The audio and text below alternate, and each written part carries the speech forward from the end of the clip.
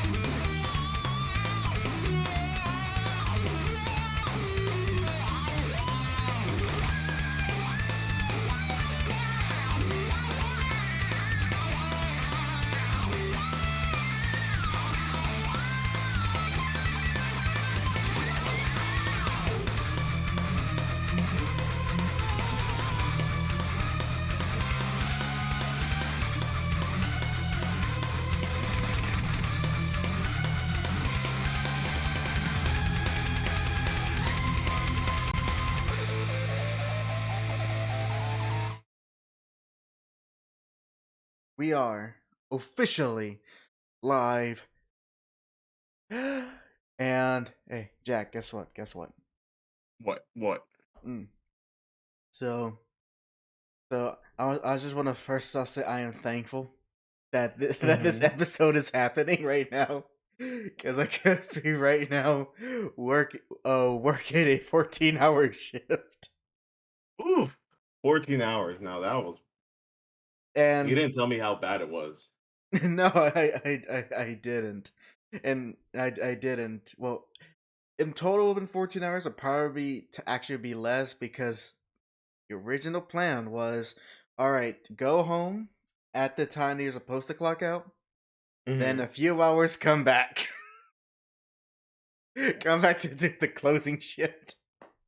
Uh, that Yeah, still sucks. and I was like, my mind was ready to like prepare for today. Be like, all right, just this is everyone goes through this. Is my I thought my turn was up.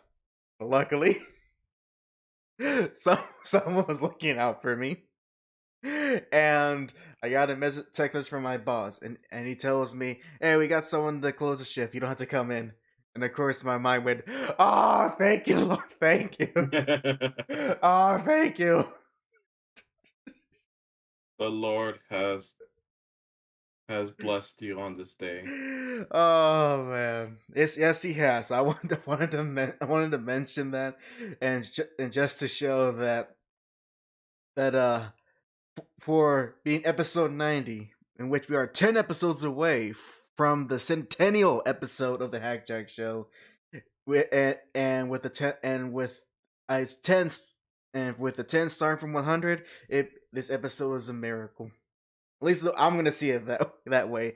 It got a miracle or incredible luck, because I literally thought there was no way I was gonna like do this, because usually, especially at work, when someone says, "Are you might like something might happen," it's always for sure like, "Oh, you're gonna end up doing anything you don't want to do." This is one of those rare cases where the might actually did come through. It was a mite. Oh man! So with that, I am the eternally grateful and ever blissful hack. I don't think I could top that, Jack. Gotcha. That's a good one. And we heard with episode 90 of the JAC Show. And actually, guess what, Jack? What? I, What? What? I actually have we actually have a good number of things to talk about. Because guess what? If you What? What? First off, uh, Amazon has kind of screwed me over, and I'll get into that. Oh, they screwed me over recently. Lovely. I finally put some time into Guilty Gear, so I can actually talk about it now. Okay. And lastly, Jack, you did say in the message, but did you actually went ahead and see the first Hellraiser movie? Did. Well, so yeah, and with that, as we got on the agenda, me ranting about something that's not important: video games and horror movies. All right, and just to say, hi, hello, welcome, Tisrop12, sup, welcome, and Dunkelzon, welcome on the YouTube chat. I can see both of you. Hello. And so I want to start off by saying, I want to start by saying this, especially for any of our longtime viewers, and usually it's just technically an announcement, but this is what I have to say forward. As of now, I will actually have to uh put on hold my hack CrossFit videos on Common Writer Amazons, because it looked like Amazon themselves, which is the only legal way to watch that show in America, or at least in a non-Japanese country. They have decided that, unbeknownst to me, that any attempt to record or even take a screenshot of anything you're watching will result in a black screen For, for Amazon Prime Video. that's interesting. N- Oh, also, Tizrop, thank you for the follow. Thank you so much. yeah, So you're saying here that it'll actually recognize, kind of like how Snapchat does recognize that you take a screenshot, but this time it'll black it out. yes, and I've done different times because last night I was going to release make another video. I did the recording. It's like it's all done. I just need to actually do the actual get some still images and usually record a 20 to 30-second clip that I play on each beginning of the video. And to my surprise, when I first tried to make a screenshot, like literally just alt press screen on my laptop, nothing would show. It's just black. And then Mm, upon trying to do other things and even use OBS, I realized, oh my god, like Amazon is literally not letting anyone take any footage, let me try this. even a picture of any of their movies and shows in their service.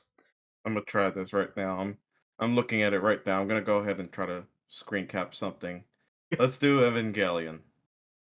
It's an anime. Even Evangelion actually. But while you Oh go my god, you're right. exactly, yeah. Hopefully, the and I encourage if you have the means to, even just on your phone, do like that quick screenshot on your phone. It will literally not show what you just took a screenshot of. And Doug Wait, is what on. if I do this snippet tool? I know Windows I has a built-in tried. snippet. I tried. Same Oh, thing. damn. And Doug is on. You're Hmm. entirely correct. He says modern streaming services. You don't own your bot videos. And the hard part is, unless Kamen Rider Amazons is available in some Blu-ray box set in Japan, I'm gonna have to go through other means to to just to get footage and just pictures, like literally, literally. I'm not, from Amazon's perspective, obviously you don't want people um ripping off recording those files. I understand that to the Yeah. point that you can't even take a screenshot. Hey, maybe it helps out those people that do spoilers. Who knows? It's crazy. And also, hello Ghetto, hello Ghetto. Welcome, Ghetto. What is Sanjo? So yeah, Kamen Rider Amazons. For now, it's gonna be put on hold until I can find ways just to get images and pictures that correlate to the episode, and that correlate to the episode. And if not, uh, I'm sorry to say that might have to be remain an unfinished video series. Hopefully not. I know a few people in our close friends and audience have ways around it, and maybe they can share that info with me discreetly, of course. Yeah. So, and hopefully that works, because because of all time, when the like this past episode I saw was actually super intriguing, and had lot of big character moments, and I can't talk about it because freaking Amazon's like, nah, you can't take pictures of our TV shows. Unless I think the only way you can do it is just do it old school 2006 YouTube style, camera in front of the computer. Yeah, let's go with the camera in front of the computer. Let's have our phones out while you're doing that. Exactly. Ghetto says, going through other means, now you're a part of the Western Kamen Rider fan base. Yay! Yay! I'm officially part of the club, and all it took was just Amazon screwing me over. It seems like Hack slowly goes into more and more piracy as he ages. I mean, I I, remember in high school, you were so against piracy in any form, and now you're like, well, I gotta do what I gotta do.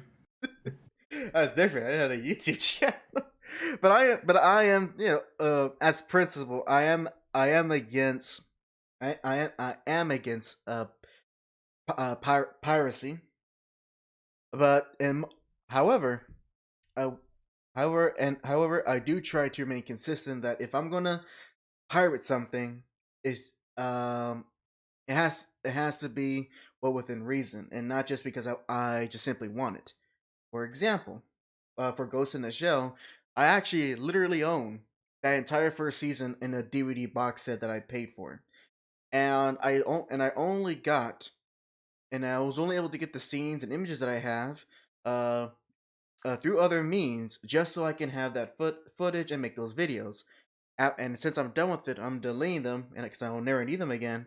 And so in cases like that, I'm fine. I'm because in that case, I'm literally stealing something I already own. But again, that's just a big asterisk there. I'm doing it because I have a specific need that's not very common. If if if if and this is in general, this is not something that applies to everyone, but in general, if you have the means to watch or play or to get something, then you should go it through the ways that it is legal. When it comes to entertainment, you let's see, it is not your right to have the entertainment. It is merely there just for you to entertain, and it is a good that is purchasable. If you want to go and steal it, I can't. I literally can't stop you. But is is is it worth going through a lot of risk and trouble for that? This is why that when it comes to anime, I want to avoid going to any type of piracy sites because, good lord, I don't want to put my computer at risk, and and it's not worth it just to check out an anime that is just popular now, but leads to nowhere down the line. Like I said, Are you this is are you in kidding general me? rule. You don't want to see hot milfs in within the next 50 miles of your area? I mean, or this one game that will make me or the one game that will make you in 5 minutes or exact 5 seconds. exactly. Or the best part when there's like an Amazon banner and it just shows you all these different mouse pads and these figures for you. Now that's ironic I that know. Amazon is like on a pirate site pretty much. Like no pirating in ours, but we'll gladly advertise in those pirate sites. Dugazon says, to be honest, I pirate a lot, but more for demo purposes. If I spend 2 or more hours on a game or a show, I will pay for it. On that I can understand, because especially with games, especially bigger games, those $60, $70 AAA games. Sometimes it's not worth taking that risk to spend that full price if the game ends up sucking. And unfortunately, mainstream games have not been having a good track record lately. That's what I So did for No Man's Skies, and I saved myself on that one. very much so. Ghetto says scientists hate. Say about this one trick. Man, there's a lot of people that scientists hate. You know, speaking of the like pirating, so recently I actually bought me a game through a gray market site um for $20. And there's like I was looking at comics comments on TikTok whenever this person was like showing other ways, which it was obvious you could have done it through this way, but the comments were like, "No, you're stealing from the company, or you're stealing from them, the devs that worked hard on this game." But here's the catch: the game is unlicensed. Have you ever heard of the game called Poker Night at the Inventory? I have not. No. So, I bought Poker Night 2 at the Inventory, and that one it's just a regular Texas Hold'em game, but you're playing with characters like Sam and Max, Claptrap. Oh, never mind. Okay, I have heard of this game. Never mind. Yeah. So you're playing with those characters. For me, mostly bought it because I love Sam and Max, and I love their conversations with the other characters, and I love Texas Hold'em. But the thing is, the game. Like a gambler confirm. Yes, I am. But the game is that um it's unlicensed. One, because it's Telltale Games. Oh, that's right. They're not really around anymore, are they? Yep. Two, even if they were around, I don't think they even have the license to keep these characters in a crossover event. So the game itself is not in the market. Like if you go to Steam right now, it's not there. Or it I is see. there, but you can't purchase anything. It just shows the store page and that's it. Just like the Ghostbusters game. At least the original page for that. It's still there. You Yep, and can't I get it. have the game. Hell yeah. I have the game. Well, at least I can get it on the Switch or PS4 if I want it. But either way, I had to. That was my only means to buy the game. And you know what's funny? Hmm. Poker Night 1 right now costs $70. $70. That's why I didn't get one. I got two because two was $20. And plus, I didn't care for the characters in Poker Night 1. But yeah, Jeez. maybe I should buy another Poker Night 2 because TikTok, you know how it is. They blow everything up. All the keys, since there's a limited amount of keys, I could wait out the time and then resell the key. I see. And also, But, and I could be wrong on this little fact. mm-hmm.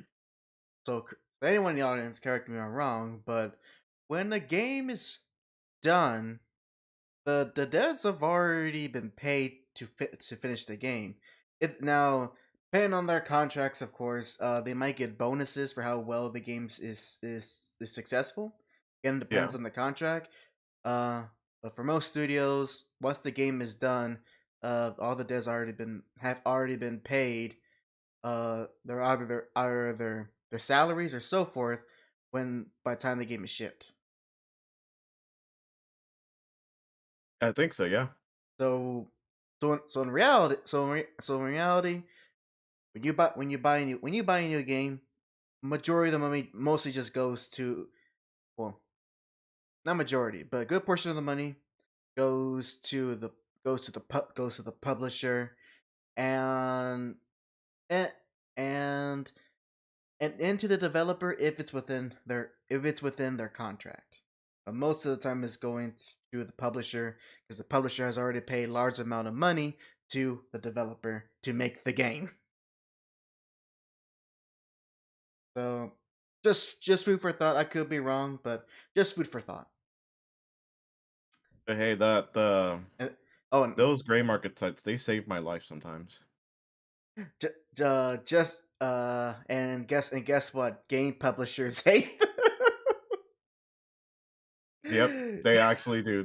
It's funny. It's funny because I've seen several game publishers where, I mean, if they allow us, we can. They say, don't purchase from a gray market. You might as well just pirate. So, I do find it yeah, funny when like a dev or publisher encourages piracy. Oh man! And you know what's funny? There's even some studios that did start off as being places where they pirate games. The biggest one being yeah, you might have heard of them, a little studio called CD Project Red. yeah, Wonder how they're actually. If it was 5 years ago, they would have been they would have been the best hot thing. Now they're not so hot anymore. yeah. Oh man, this just to show how much one game can ruin your reputation. Now here's a advice, or maybe not advice, more like a tidbit. If you like fighting games, but don't trust the fighting game company, Capcom. Uh, you can go on the gray market sites and get it half off most of the time. Mostly, Whenever Street Fighter V released, like on release day, it was $60, of course, right? right? I got it for $30. Yep, and I paid the whole 60. Then the game was on PS4. Which I'm sure there was probably a green market thing for that, but I wasn't just gonna spend minutes looking for it. Wasn't 'cause I was But too it was excited. worth it. It was worth the price because when I saw that character list, I'm like, damn, this is worth $30. I will admit though, I will say though, as the years gone by, I haven't regret purchasing Street Fighter fight at full price, but lessons have been learned. I still like the game. I still like the game, and I'll play it when I can. But lessons have been learned. That's all I I hate was the saying in fact the that you have matter. to play you have to win 1,000 games to get one free character. That's if you don't do like Oh yeah, the missions. that fight money system is trash, and at this point, it's just there. There's no real good use for it, anyways. Yep. It's it's one of those Capcom's big brain ideas. Also, Ghetto says he pirated the heck out of Dragon Ball Kakarot because one, it's Dragon Ball. Me pirating that won't hurt. Two, and I feeling the game was, to quote the nerd, ass. And actually, yep, Ghetto was right on both ends. Even my little brother, who actually beat Dragon Ball Kakarot, when I asked him, "So how'd you think of the game?" His response was, it was okay." After beating the entire thing. So you could tell he felt like he had, if the game couldn't even entertain at the time an 11-year-old kid, he got problems. Yep. Oh man. So yeah, so this all started with Amazon's screwing me, and by extension the channel over. So here we are. We're Yo all hurting. yo ho yo ho. We're all hurting. This is a communistic channel. Oh. No, you know what it is? We're like twins. We feel each other's pain. Oh no. Now, but on to more positive stuff. So Jack, I finally have put in some decent amount of time into Guilty Gear Strive. All right. And and, So, and what's your favorite character so far? now right now I'm just in the learning stages. Hmm. But no surprise, I'm just right now I am just putting a lot of time into Soul, the Ryu of the game. Gotcha. So, but actually for past 2 days excuse me, hold up, excuse me. I've actually been putting a lot of time into the tutorial mission mode, Hmm. and I'm not doing every single thing because number one, I know like the actual fundamentals of fighting games. But I'm mostly going through stuff that's more either specific to the game, or or they have a mechanic that I don't feel or a mechanic that I want to see how it will work within that game in comparison to others. So I'm mostly just doing that, getting a gist of it, and so now I finally understand that the attack buttons are punch, kick. It was punch, kick, strike, and dust, and I think super dust or something like that. I think And so. yeah, so I finally understand the button layout, kind of, Hmm. and I understand all the different systems, what burst is, what tension is. Which, by the way, upon actually learning the tutorial, Hmm. uh, upon learning the tutorial, it just dawned on me that game really wants you to be extremely offensive all the time. Like, Yeah. because of how much it rewards you for being on the defensive and how much it punishes you for being defensive. Yeah. No kidding. I mean, literally just dashing towards your opponent fills up your tension meter. I was like, okay then. Now it's okay. And Dunkazan, thank you for correcting me. It's heavy strike. So punch, kick, strike, heavy strike, and dust. And as well a few more. I finally understand what the Roman cancels are and the different variations of them. And oh, and when you, I think it was and when you hold, and Jack, have you done this where if you hold in the dust button like all the way through, you can send your opponent to the air, and then you can follow them up to do some air combos? Yeah, I saw that. Like I saw well no, I didn't know that. I was wondering how to do that, but I was on the tail end of that one. Ah, I see. By the remember, have you done the story? Not the story, the arcade mode. Today just now was Soul, and I think by default it put me on hard. To everyone, um, I think after the first initial fight you do, the game will kind of analyze how well you did on that fight. If it's too easy, it'll increase the difficulty.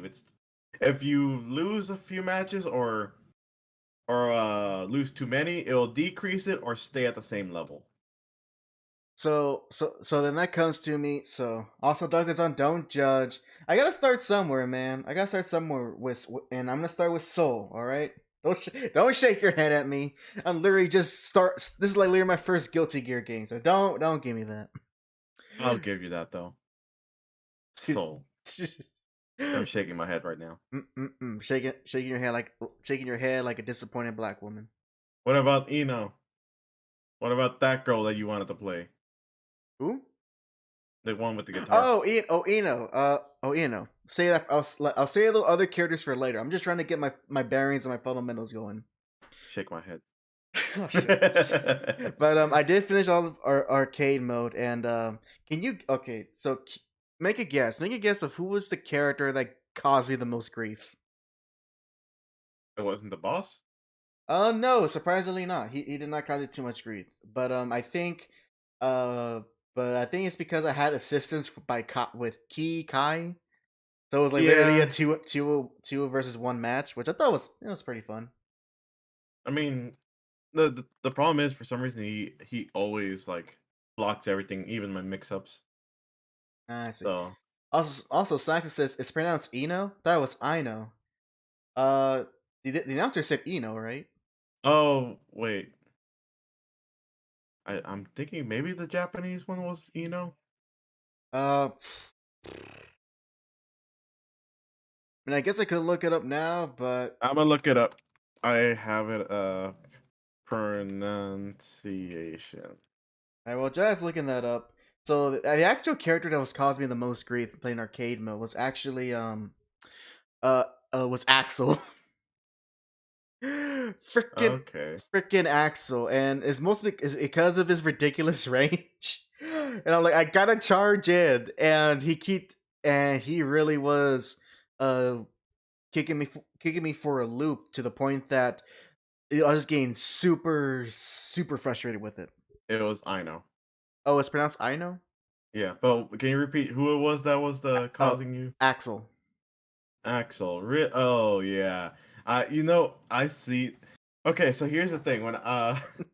Whenever Hack and I were playing and he tried Axel, there was a few characters. There was one character. I think I was using Giovanna. No, literally. You're using Potemkin.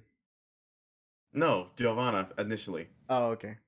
With Giovanna, he used his light, completely misses me. Just because Giovanna is kind of like crouched a little bit, so her hitbox doesn't register it. It just flies past her head. But with Potemkin, yes, it does hit him. That's probably the worst matchup in the entire game. Yes. But like I've seen a professional or at least someone that's actually good with the character play it on a video, and my god, it is terrifying and you can't get close to him at all. Yeah, and that's what was happening to me with playing it's just the arcade mode on extreme difficulty. And so I think what ended up I was legitimately getting so pissed that what I ended up doing was just and this is probably at least a good way to play Soul is just I went full aggressive mode and just was being relentless. Just not giving Axel the distance and just keeping up to his face at all times. That's how I was able to at least beat him. And then the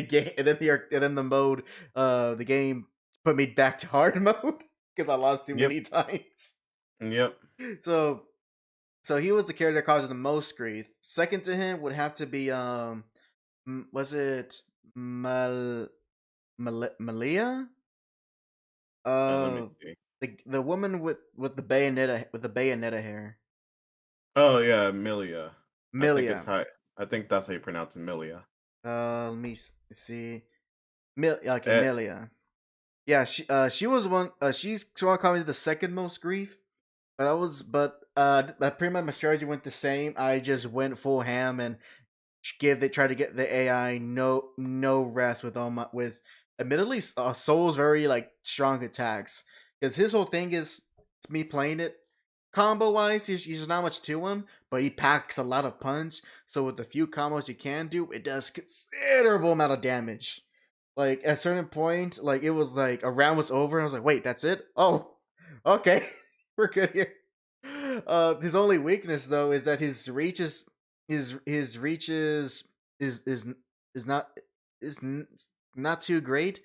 And Hmm? I kid you not, when using him in practice in training, um, there's like two of his special moves are not cancelable at all. At least from the way I was trying, at least from my attempts, I could not cancel two of his special moves, which is his port, half circle uh half circle half circle heavy strike and reverse half circle strike, which is his ones where he like he does a where he kind of lunges you from across the screen. Both of them are like that.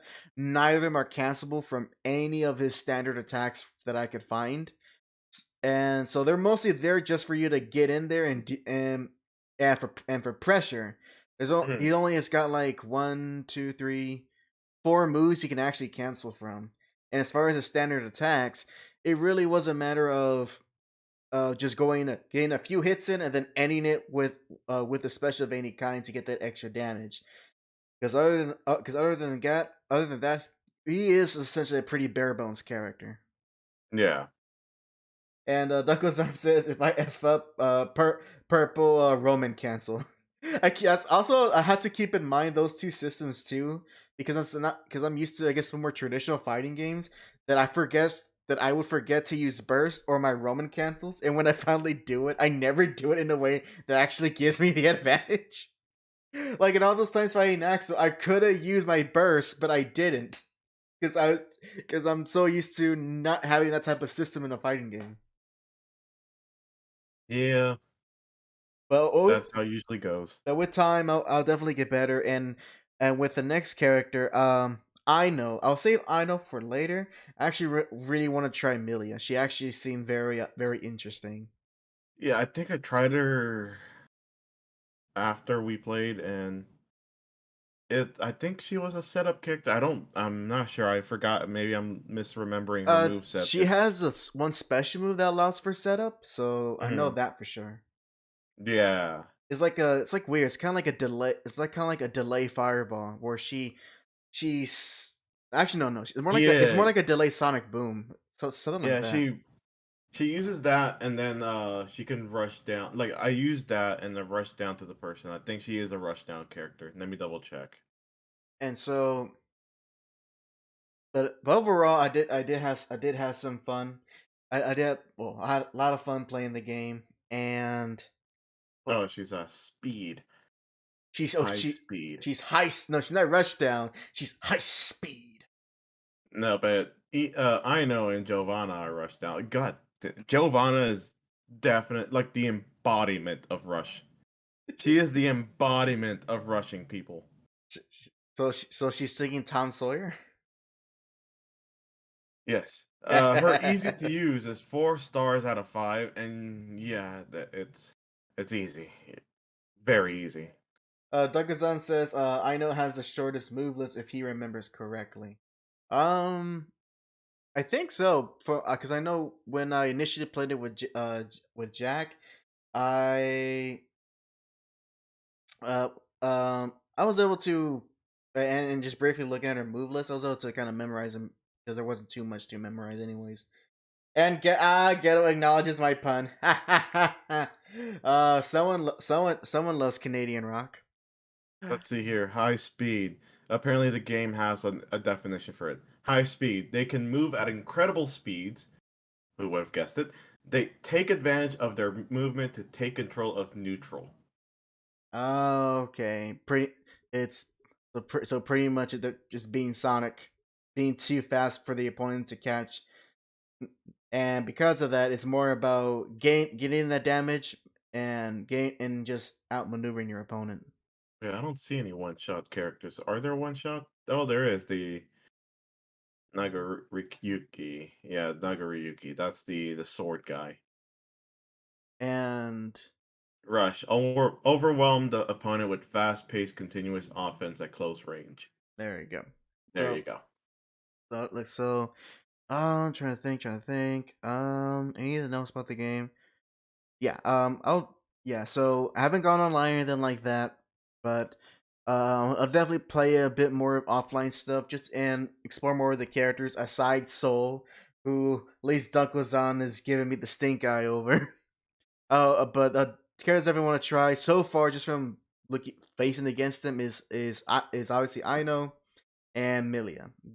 I do want to try those characters next, and maybe that ninja guy. I don't remember his name. I just know that he's like the ninja of the roster.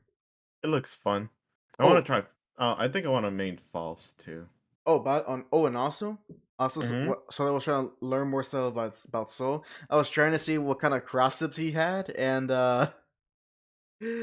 um, I was only able to, like I said, it could be just my execution, but I was only able to find one move that actually had that actually was a cross up type of attack, and it sucks. Only I one can't air. find. Uh, I actually don't even know if there was built-in cross-ups. No, there is. It's even talked about in the training missions. Oh yeah, I think I was trying out Soul. That's why. Yeah, but with Soul, only his kick can cross up, and it's not Very close. it's nothing because it's nothing. It cannot lead to a different combo because it doesn't stun hard enough. So it's utterly useless. Don't Isn't try. it like a light kick, Yeah, pretty much? it's like a light kick, so it's utterly useless. So it's best just try not to do any cross up with Soul because he doesn't have any. Just mix up. Just mix it up, my man. Pretty much. I mean, he The has that built-in fake Hadouken. was it, or he can use his Gatling combo, Yeah. which I gotta start learning. Like what all these characters' Gatling combos are. Dougazon says he has a friend who is the highest ranked tier Nago main. Oh Those wow. guys, the Nago, okay, Nago's so scary when he's actually used properly. But like, okay, so of course he is very dangerous for both people because if you don't know how to play him, then just his own built-in mechanics will mess you up as the player. Because after a certain amount of time where he fills up that blood gauge, he like will have to go into this animation of like a blood rage, and once when the blood rage is over, he will have to go to an animation where he cools down from it. And it could be in the middle of like a combo too. So you have to be careful with that. I know that for sure. I see. I see. And thank you, Dunklezon. The ninja dude was Chip Zanuf or Zanuf. Let's call him Chip. Yeah. A ninja named Chip. I find that so funny. It's like the a fighter named Bob. And, and what a coincidence! And Bob turned out to be the fat American. Very agile though. Extremely agile. Do you know his? Okay, okay. Want to hear some more Tekken lore? Do you know the reason why Bob became fat? Tell me why. Okay, so according to Tekken Tag Tournament 2, when you beat Arcama with Bob, you get the actually I'll start this. And actually in that game, there's two versions of Bob. You have normal Bob Hmm. and you have Slim Bob. Yeah, I remember that little weird joke. So here's the thing. If you it turns out that if you beat arcade mode with Slim Bob, and what it's supposed to be in both of their endings is that Bob is out is out about in a superhero costume using his martial arts, to fight crime and so forth. And in the Mm. Slim Bob ending, it shows him that for some reason he bought clothes that didn't fit him properly for some reason, so his pants were like almost dropping, and he realized that even though he was very fast and agile, he had no strength to him. He needed that. So which led him to consider, instead of just bulking up and gaining muscle, he figured the best way to get stronger was to get fatter. Hell yeah. So when you go to Bob's ending, regular Bob, it's the same like situation scenario, except the costume actually fits him, or I think it's supposed to imply it's a bit tight around the pants a little bit. But he was able to use his famous catchphrase "speed and weight" to properly take down the criminal. Now I was thinking to myself, so not bulking up, not gaining muscle. No. You purposely got fatter so you can be stronger. I mean, in a way, he's correct. The momentum from him, like doing all his spins, will pack a punch when he's fatter. I know, it's just the logic behind it. It's like, I need to get more strength instead of building up his muscles. He decided he went on the sumo diet essentially. Saxo says the thing with Bob is he wants to be fat. And Ghetto says, isn't Skinny Bob actually the worst Bob? In terms of lore and the actual like meta of the game, yeah, Slim Bob's actually not that great of a character. And Saxo says because Bob's a pretty good martial artist, but he can't seem to beat larger opponents, so he bulks up. And Ghetto says the Sonic meat logic. The Sonic meat logic. What do you mean, Ghetto? What do you mean by that, Ghetto? Explain. Maybe he's talking about chili dogs again. We had enough of chili dogs in the last stream. But hot dogs, chili dogs a la Sonic. I know. I should probably make that one day. Chili dogs a la Sonic. I'm probably gonna make that one day too. To be honest, sounds pretty good. But yeah. So there goes Bob's big story. He needed strength, so he got fat, and somehow didn't lose any of his speed or agility. So, well, you know, at least he's a bit more respectful than Rufus. An agile fat man is a very scary fat man. But and you know, and the best part, do you actually know how he learned how to fight? Movies? He literally just watched kung fu movies, and that's how he learned how to fight. At least Bob was a properly trained martial artist. Freaking Rufus was Taskmaster over here. Just saw some movies and then was able to at the very least, you know, at least go toe to toe with Ken. I know Ken allowed him to win. At least I know Ken allowed to win, but the fact that I love his ultra space opera symphony. Goodbye. oh, we really gotta play that. Did you buy the game? Oh yeah, I already downloaded Ultra Street Fighter 4. So yeah, we got it for $10, guys. What a steal! What a steal! Yeah, what a steal! Yeah. I think it came with all the characters. Hopefully, it's the Ultra version. It comes with everything. Everyone's here, including the furry costumes. Ooh, but you still gotta unlock the colors for yourself. Yeah, I still need Banana Ken. Banana Hammock Ken? No, Banana Ken. Banana Ken. It's just Ken. It's just Ken with his gi, but it's yellow. But I call him Banana Ken. Banana. Yep. Yeah. For those, I can't wait to play DJ again. I can't wait for you to not play DJ again. Like he's like the only Street Fighter character I can never use in any viable situation. I cannot. I don't know what it is. I just can't use him. Why? He's fun. It's easy to use him. Maybe because I think it's probably I treat him too much like Guile. I think that's probably my problem.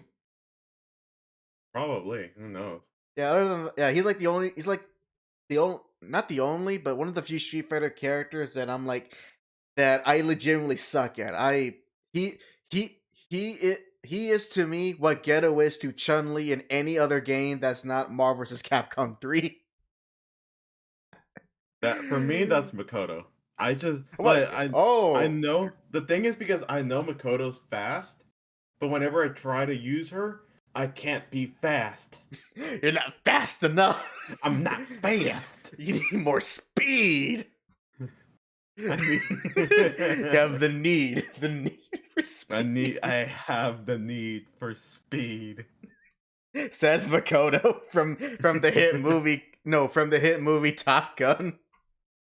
Oh man. Oh, snack. Ghetto says. So in talking about what the heck the Sonic meat logic is, he says there's a character in Gauko who's plus size and she's fast and nicknamed Sonic Meat. I see. Huh. So it had nothing to do with the hedgehog. Oh. Saxo comments, Bob should start a burger joint. I would like a burger joint like that. Screw that. I would eat a Mexican restaurant chain by El Fuerte. Yes. Yes. Yes. Yes. Yes. I would love for him to make me a torta quesadilla or a guacamole.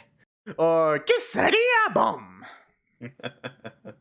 Is there a movie that says frijoles? He says tortilla. What was it called? The Jalapeno Rush? No. what was the one that ends with the word Buster? I thought it was just Gigabuster. Was it just Gigabuster? No, I think it was. I mean, you could be right, Dane. It's been such a long time since I actually played or El Fuerte Flying Gigabuster. Oh, that's right. Oh, then there's the Ultra Spark. Yeah. Well, I want El Fuerte to come back, man. I don't care.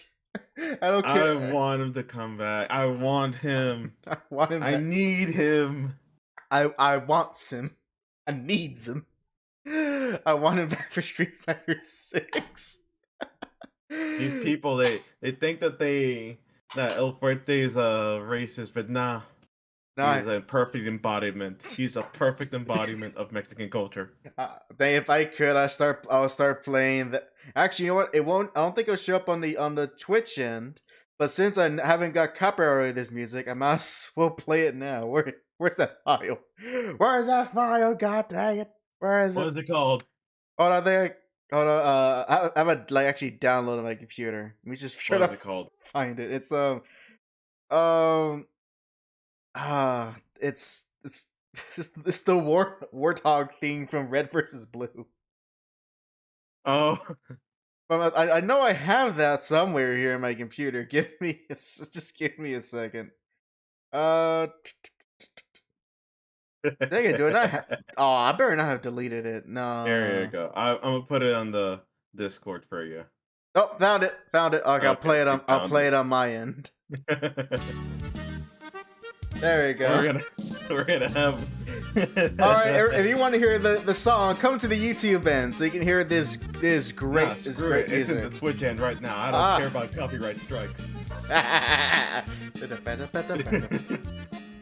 It's our second Cinco de Mayo episode. Featuring El Fuerte. El Fuerte! Oh, man. Hold on, the music just a little bit. Ghetto says, every character people say is racist to Latinos, every Latino loves with a passion. Exactly. Look at the hit. Look, you got El Fuerte. You got Speedy Gonzalez. Speedy Gonzalez. Anyone else? Anyone else? Mighty Mouse? I think? No. Oh, wait, no. That's just something that Mexicans love anyways. Yeah. Just something weird. I remember, actually, watching those Mighty Mouse cartoons in Spanish. Yeah, for some reason I remember it more in Spanish than in English. What was he called in Spanish? Was he just called Mighty Mouse? Let me double check. Mighty Mouse in Spanish. I spelled Spanish with a U. Spoonish. No, it's Spanish. Spanish. Ghetto with the tequila Gundam. I love that I know that. I love that Super exists. Raton. It's just Super Raton. Oh, that makes sense. Oh, actually, hold on. Holding. Smaxo or Ghetto. Is there is there a rodent superhero in the DC universe? If not, when the heck is Super Raton gonna meet with Superman? Dagozan says, imagine representing the culture is appreciated by people of said culture. I know, huh? I know. Alright, song is over on my song is done on my end. Really? It's a 3-minute and 44-second Oh, song. no, I'm just stopping it. I'm just stopping it for now. Screw that. Fine, let's stop it. Let's not push the DMCA too much. Oh, we won't get Twitch. Oh, we won't get DMCA'd, but it's just a natural end. And also, I just saw the feed on my OBS end, but Virgo has rated us with a party of 9. Hell yeah. Yes, thank you, Virgo. Hopefully we are. Oh, also good news. Just now, breaking news. Breaking news. I don't have to work tomorrow. Hell yeah. Oh, this is one happy stream. I know there's another song I could play, but that one I know for sure is copyrighted. So just imagine you're in a black church, not as in the people, not the actual color of the church. You're in a black church, and they play that one song, and you know the song. Mm-hmm. Dad doesn't know the song because he's not as black as he claimed to be. Only one I know is, "Are you ready for a miracle?" Oh no, there's ones. The one's more older. Remember, Jack's only black on paper. Yellow says there's Ratcatcher, but they're not a hero. God dang it! All right, that's it. I want to march to DC's office. I demand my superhero mice. And if whoever owns the copyright to Mighty Mouse complains, we'll just change his name. And we'll just call him Super Rat or something like that. You can probably argue maybe Ratcatcher too. No, because I think Ratcatcher is a villain. But two. That they pretty much retcon for like Suicide Squad or the movie. Nah. I mean, they saved the world from sorrow. I'd rather not the character share a name with a villain. Like what happened to Dr. Light. Yeah, screw that. Whatever. Screw it. I like my villains. Or just Super Raton in the DC universe. I want to get to his own adventures, and I want to be just as as serious, with just as serious as Chip the Green Lantern squirrel. I forgot about the squirrel. Oh man. Yeah, he's not around, but it's just one of those things that you think about and you go, man, you feel bad for that squirrel. Just feel bad for him. Actually, okay, he is not around because he's dead. Died, then got zombified by the Black Lantern, then actually did finally die. Damn. Oh yeah. I probably should make that its own segment because I know I did the whole beginning stream of that. I gotta edit it in a fun way. Maybe I can make a funny TikTok. It's like, hey, you want to know about Chip the Squirrel? Part 1. Do it. Because I still haven't gotten anything from you. Oh, shush. What are you, my boss? I am your boss. And give me more pictures of Spider-Man. I was about to what to Jameson. Hey, look, man. I still got 1 month before I gotta make another Spider-Blood video, alright? I still got fired. 1 month. Wait, no, you're rehired. No, you're rehired. We need the minority audience. I'm just a quota. All right, now, Jack, I'm gonna let you metaphorically take the mic stand here away from me and go ahead and share the audience what you thought of the very first Hellraiser movie.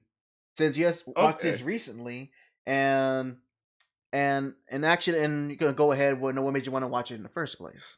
All right, so this is hopefully something that can happen in the future. But The reason why I went ahead and watched a 80s horror movie is so right now they just announced and they're currently in testing right now in beta testing that Dead by Daylight has Pinhead.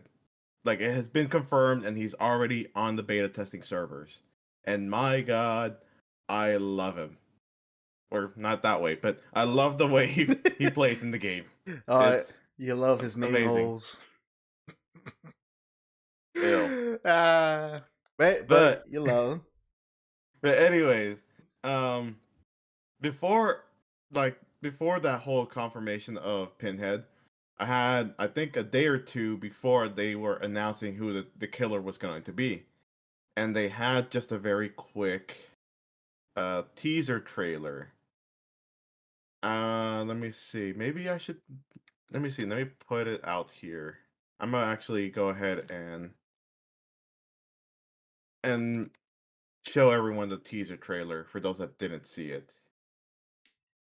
It's very quick. It's like 16 seconds. Oh wait, did we see it on Twitch on the HAC Show? I don't think so. No, you only share with me the video through a message.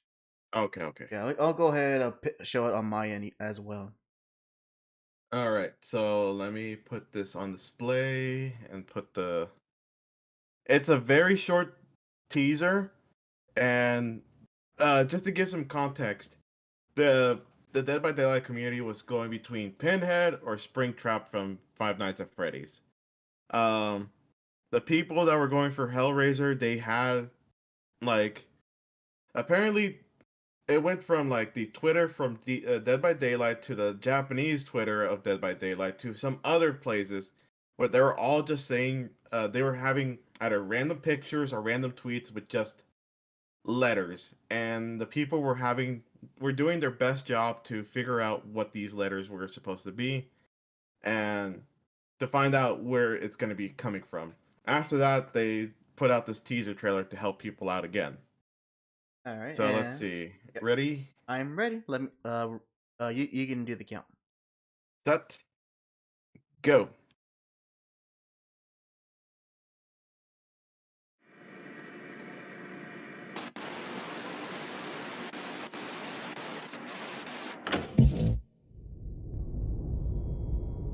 And that was it.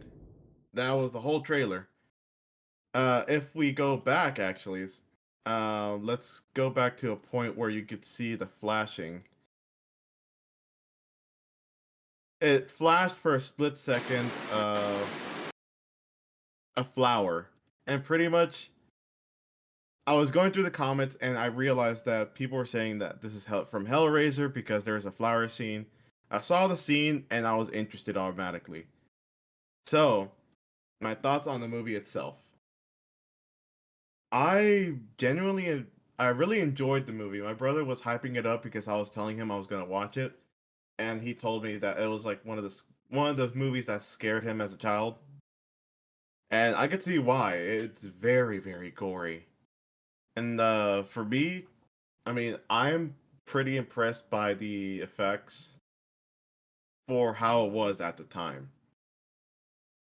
Like I don't know about oh yeah, you haven't seen it yet. But the effects for the movie itself, it was pretty impressive for the 80s. I would have liked to see more of Pinhead, but that's probably gonna be something I should have maybe like watched Hellraiser 2, 3, and then so forth. But I wanted to see what the Cenobites were, how they were summoned, and maybe give me an idea of what Pinhead was gonna like be or act like in Dead by Daylight. Other than that, I can definitely tell the one Cenobite that's kind of gives me the creeps is Chatter or the Chatter. Try to look it up online. All right. Chatter, I mean, like spell or Chatterer, Chatterer. spell. Is it spelled as it sounds? Yeah. All So right. let me. I'm looking it up on Google right now. Ah, So here's how he looks like.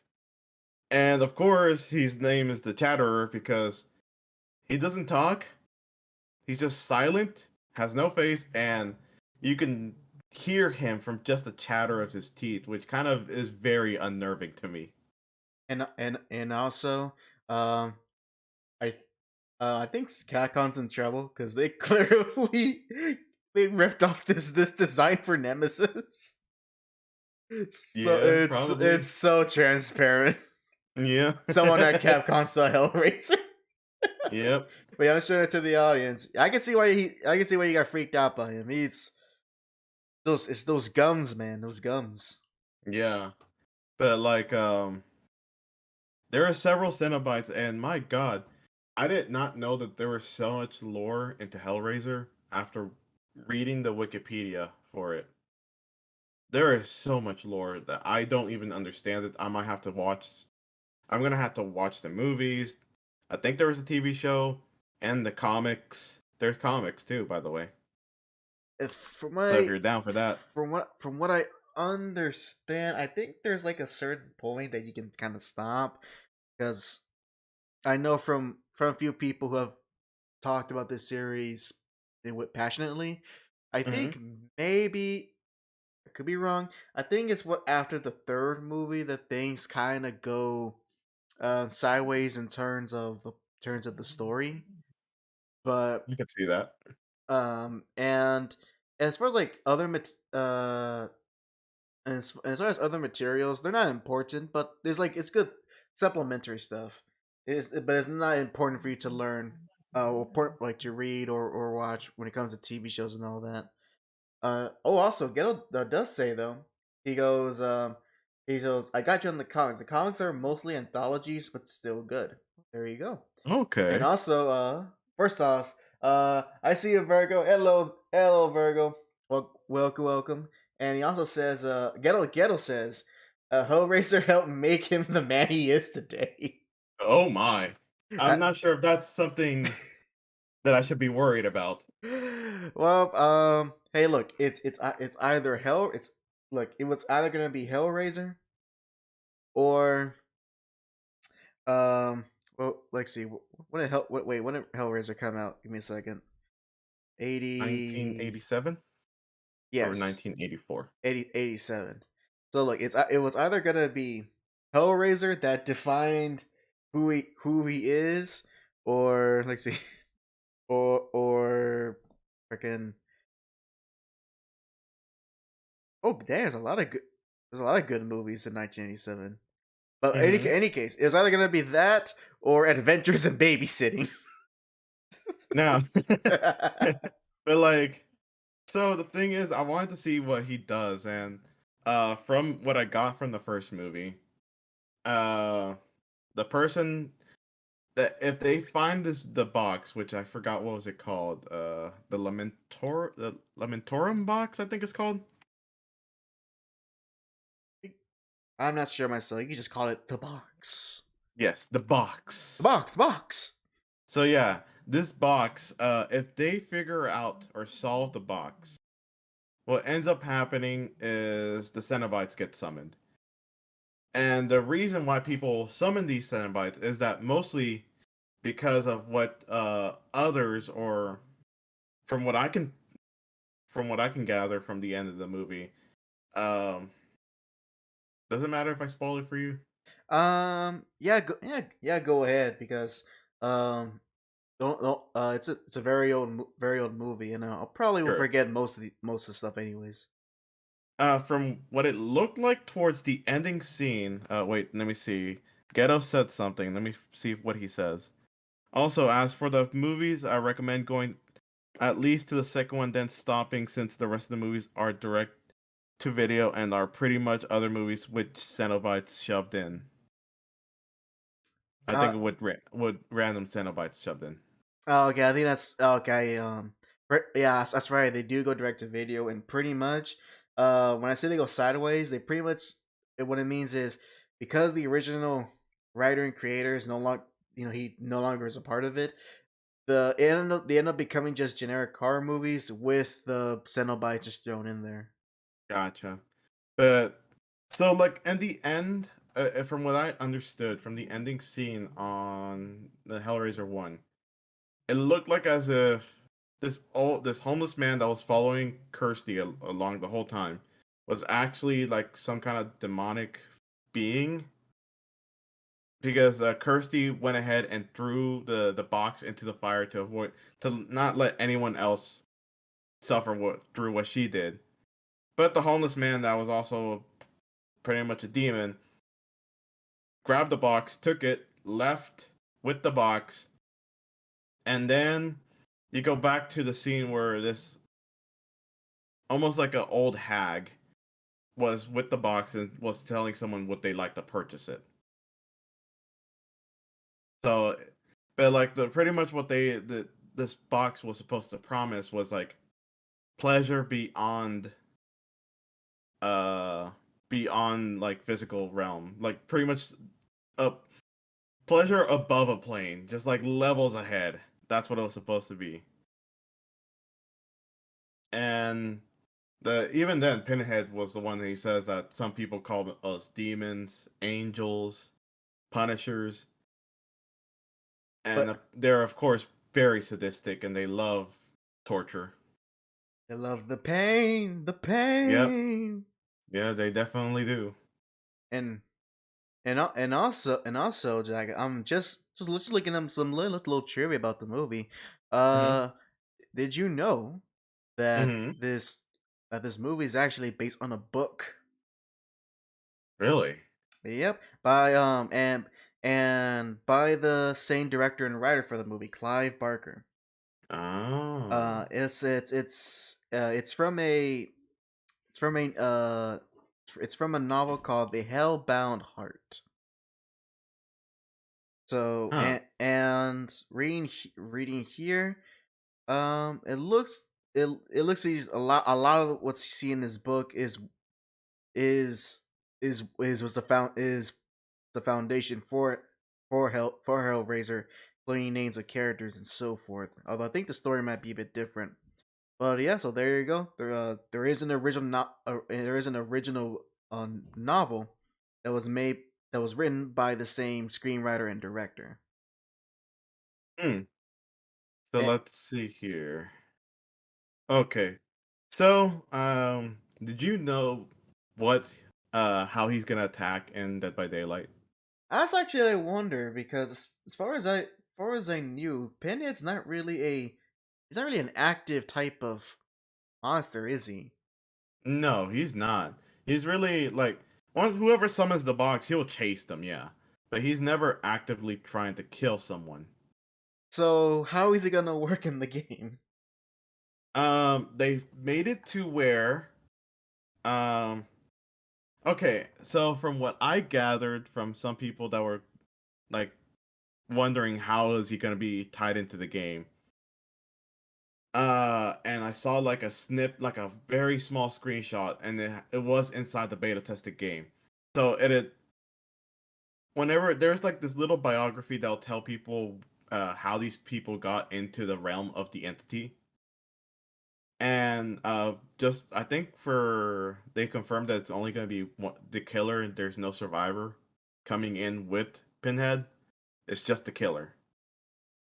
So pretty much what ended up happening is that one of the survivors, brought the box into the entity's place, and just now survivors were solving the box and bringing Pinhead inside the game.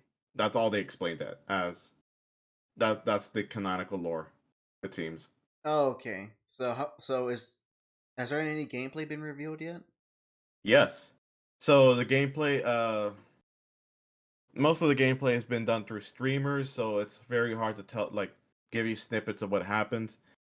But the way he attacks, he uses a chains, like little needle chains.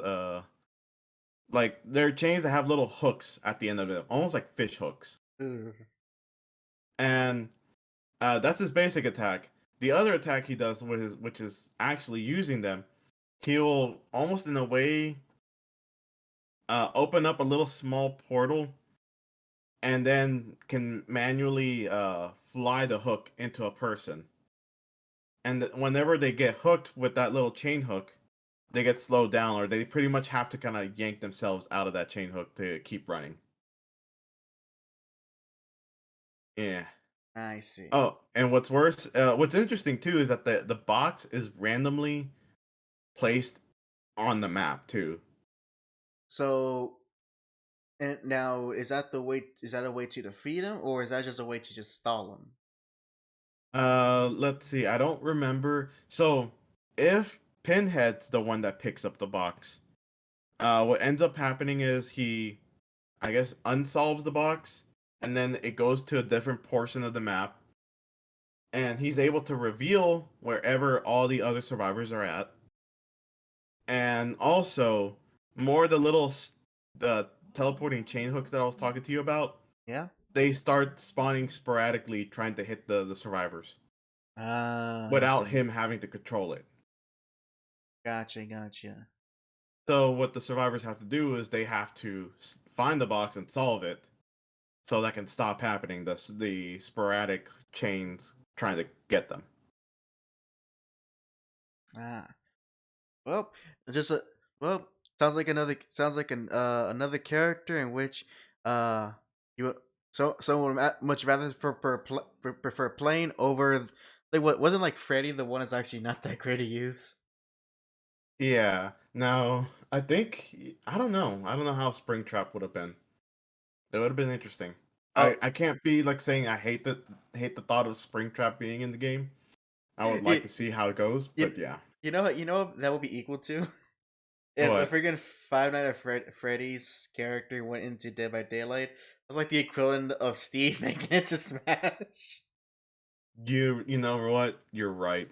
You're right. Yeah, Everyone's here. I wouldn't know if yeah is longer. Just put the Predator, put the Xenomorph, put the Leprechaun, put Chucky. I was even thinking to myself, how the hell would they, if they did do Chucky, how the hell are they gonna do Chucky? Uh, that's the real. He well, wouldn't it be like he will? That would be hard because he's a small size. It'd be like the most Yeah, annoying thing to deal with. yeah, So he's probably never gonna be in the game unless they do some made up lore and Chucky and are like, oh, Chucky's physical form became grew into a large size, so that's how he's able to balance him out. They just literally give him a bigger body. yep. Oh, uh, so here's some more little tidbits about the movie. mhm.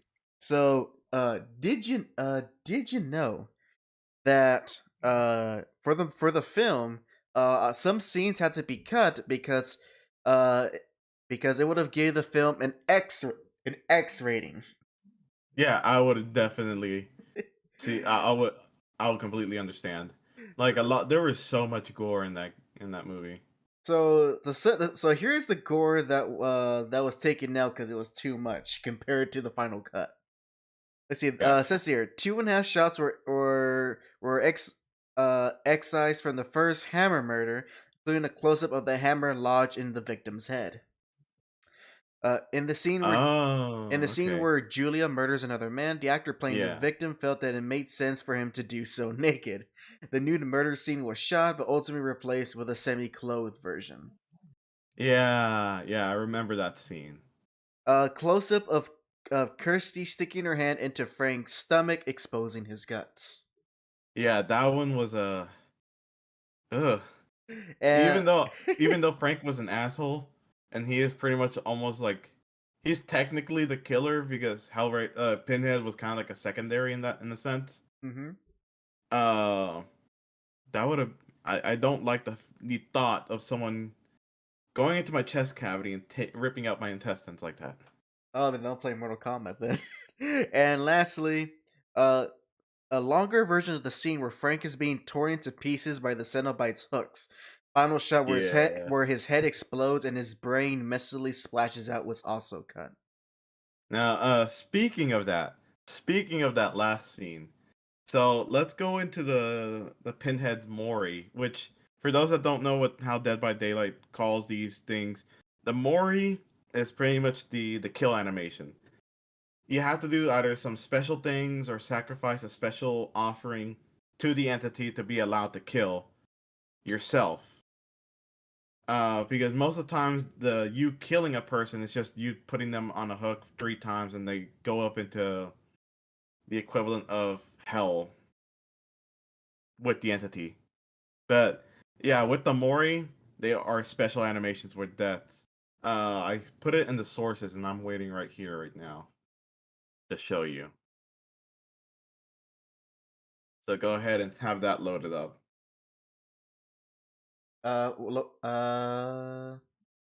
Oops. Hope you find when I can show it on my end. Yeah. Oh, okay. I found. So this one actually. Oh, finally. Thank God, someone actually did it. So this person with the full video is actually showing each individual animation and thing he does. So this is perfect to see what Awesome. I'm describing.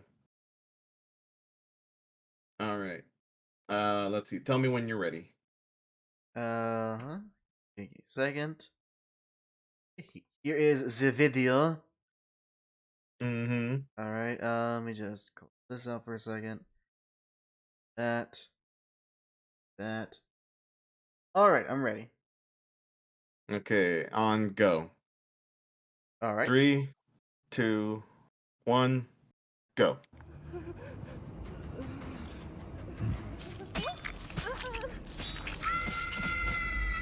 Ooh.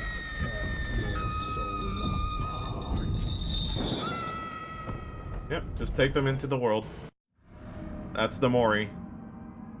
And let's keep going. Let's see the rest of I'm things. sorry, I forgot they did add Silent Hill stuff into this game. Yep, totally they forgot. did. Totally forgot about that. That's the attack animation. Oh, when he grabs someone, he doesn't even bother catching them himself. He just uses chain hooks. You opened it.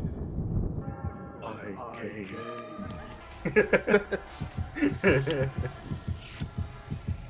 The box. You opened it. I came. I just love the I came. I wonder why. I mean, he loves. Oh yeah, that's what happens when people open the box, or when he takes the box. Man, Yu-Gi-Oh got very weird in the later seasons. Yeah.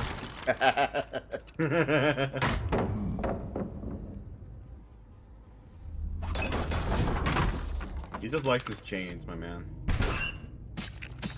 Oh, I've never seen him grab someone from the locker like that. That's terrifying.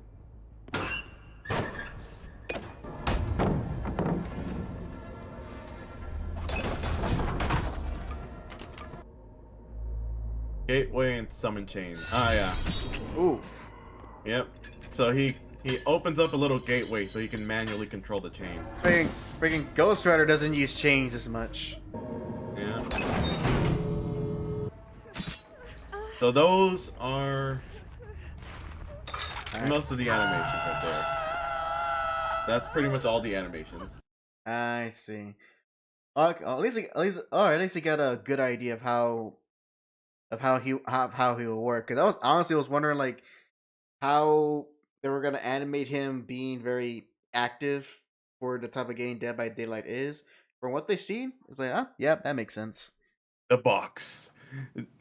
Forget You- Smack, so you opened it. I came. I came. You know, with the Cenobites, how they love to, like, their pleasure of sadism and masochism. It's perfect line, especially the I came. Oh. And now here's some last bit of Hellraiser trivia I just found out. So, did you know that so first off, as far as the number of Hellraiser films that exist, you want to know what that complete number is? How many? There is a total of 10 Hellraiser movies. Ooh, I guess it's right in my head. Now, and here's some recent news about it, and is that there was plans for a remake of Hellraiser Mm-hmm. about I want to say 15 years ago. In November 2006. So there was an announcement that Hellraiser going to remake in 2006. That fell through. So then so then that went away. But then it was announced again in 2011 that the remake was going on. That didn't lead to anything. And then 2013, there was 2013. Clive Barker himself, the original writer, he was actually going to write the script for the remake. So he was gonna remake his own story again, and keep in mind throughout all this times, the project kept jumping between different studios and different writers, and each of them had their own wanted to do their own thing of how they wanted to remake the movie. Some wanted to stay more faithful. Some studios wanted to make the movie have a wider appeal, aka they wanted to make it PG-13, and so teenagers can watch it. I know. And so the most recent news. So Clive Barker, he did write the script for the remake, and he gave that script, but nothing came of it. And so now the most recent thing that's going on, as of this year, as of May, it has been reported that Hulu has acquired the right to make the remake for their service. And lastly, in a very I will say current year type decision, Pinhead will be cast as a lady. I'm sure it makes no difference, but sure, why not? The one thing I wonder is that how perverse was this lady? Let's see. I see her name, and I want to see if she is what I think she is. Cause I see her name, it gives me an image, and okay, never mind. Okay, never mind. I'm not gonna lie. I thought it was a black actress. No, they're gonna whiteface her. Because the whole thing of like having like a black gay lead in too many of these like current projects. But no, she's a white actress. So from the looks of her, she looks like a normal actress. I don't see how she could do Pinhead, but that is what's going on. So expect that in the near future, ladies and gentlemen. The female Pinhead. I await to see the Twitter fiasco on that. Unless, hold on, Ghetto says Pinhead was female in the book anyway. Ah, okay, okay, So, so it's actually been more faithful then. That's interesting. Because I recall when I was looking at some more tidbits. Apparently, the book is it is still gory, but it was actually more erotic than the film. Yeah, I can believe that. That's why I was saying like, how pervy is she gonna be? I see. So actually, this paints a whole new perspective. Then this is a chance for them to do, I guess, a more faithful adaptation if they wanted. Now, is she gonna be like milk tourist perverse, like in the sense of like her version of pain is gonna be just hot candle wax? No, her version of pain is she's gonna cancel people on Twitter. Oh no! The worst pain to experience. That's the case, and I guess I'm a sucker for it. But yeah, that's the most recent news of any type of remake. Who knows if this time they'll finally do it? It seems to be the most concrete, anyways. But if it doesn't happen, oh no, we'll never see. I can't. I want to be able to sleep. Speaking of Twitter, of twatter. No, I've been okay. I wanted to rant about this after seeing it in the morning. Mm-hmm. Okay, so I saw my as you saw in the general chat for my Discord, my friend posted the Pokemon presentation, and I am angry at so many at these Pokemon fanboys that they're just about to take number one spot of degeneracy for me. Ooh.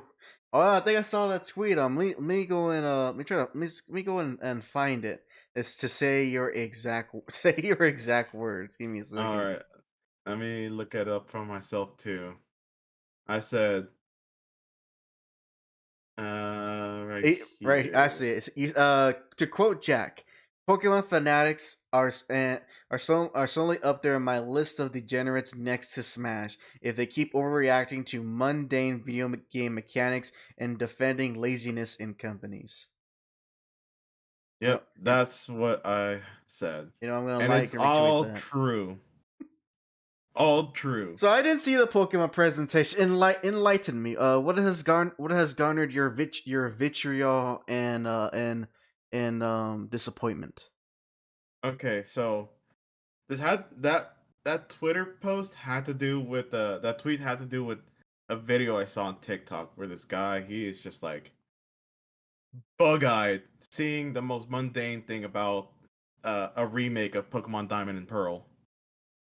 Like, there's only a few things where I can be like, okay, that's interesting, which is they updated the cave systems or the secret bases a little bit. So it could be less boring. The Pokemon contest, they actually are contests. So that's fine. But other than that, it's the same thing except 3D now in chibi form. I see. And I guess if I wanted to play a little bit devil's advocate, wouldn't you say that would be an ideal remake? That's depending on the price point. I don't know what's the price point. I see. But and at the same time, we just gotta also wonder how the animations are gonna look like. they're gonna move the model slightly to the right again. Yep, it's just gonna be X and Y. Just moving the model X and Y in the axis, and that's it. Yep, that's it. That's it. Now, the one thing that really makes me mad about, and it's like, okay, have you seen? Let me see. Let me go into that presentation right now. Let me skip over to a certain point myself. Presentation. You know, the one thing I do like though that they brought back for Pokemon was the Pokemon stickers on your Pokeballs. You know why? Why? Because those stickers actually change the effect of how your Pokemon comes out. Really? Like if you put a little like a sticker of electricity, when your Pokemon comes out, there's gonna be electricity coming out around it. Oh, okay. It's nice little aesthetics. That happened in the anime, and it was never done again after a while. And I'm glad that they actually re-added that. So that's something I'm fine with. Okay, so if you go into that video my friend sent, go to minute 15 and 17 seconds. All right. 15 minutes and 17 seconds. All right. We're gonna watch the presentation for Pokemon Legends of Arceus. All right. Let me just. There you go. All right. I am ready. Okay, give me a second. Let me just try to get there. I'm trying to synchronize it. All right. Synchro summon. All right. 3, 2, 1, go. Duel. This is a long time ago when the lines of Pokemon and human were so separate. Yes, nailed it. Yes. Hey, look, it's a Bidoof. It's a Bidoof and forgot. I think it was called Starly. Burb. It's a bird. It's a bird. I don't know what those are. Cricketots. They're thoughts. Obviously. All of them are thoughts. The turtle. Oh, I see a lot of art of her. Ooh. It's a Ponyta. The fairy. Then some new Pokemon regional variant. That's the Thor Pokemon. I can sense it. To give you some context, this game pretty much predate. So it's like a prequel to the world itself. This is supposed to be the Sinnoh region. back then. I wonder what what real world country they're inspired from. Actually, the Sinnoh region's not even. I think it's supposed to be like America because I don't know. I don't remember. Okay, so It's so this is the next like the really big budget one. Yeah, it's like open world and stuff. I see. So there's like several actions you can do. You depending on the why is that thing going up on my screen? Anyways, so for example, if like for the bird Pokemon, they're most likely going to be scared of you because like how real birds will happen, they'll fly away from you. Why am I You getting can sneak up on them using the tall grass I to see. kind of do that. Why am I getting Breath of the Wild vibes from this? That's what pretty much people have been comparing it to. Breath of the Wild, but Pokemon. Which, well, I mean, yeah, it is an open world game, so I guess they're gonna borrow a lot of elements from any type of open world game. Yeah. It's just, I guess, with the big landscapes, it's just a bit more. It's just a lot more noticeable. Speaking Here's the of big Zelda. bad thing. Here's the big bad thing. Oh no, everything's going angry. They're terrifying creatures. But these things can attack you, so it has that Monster Hunter aspect to it, I guess. Huh.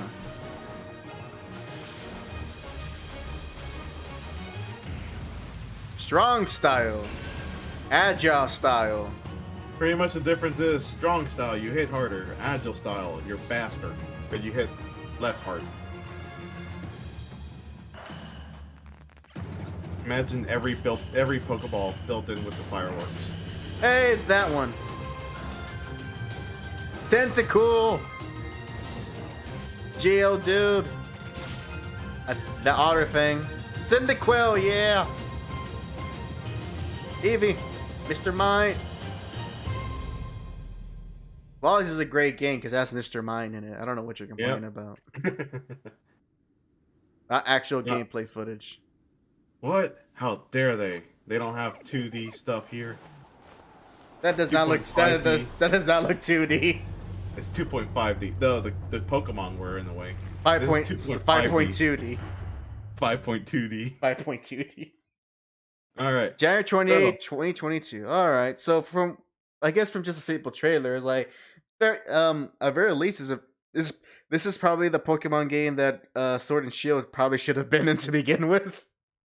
Now here's the thing. I'm gonna be looking down here, and the problem I have with the game is if you take off the fluff, which was the not real in-game music, it was more of a cinematic trailer music. Right. It's gonna be boring.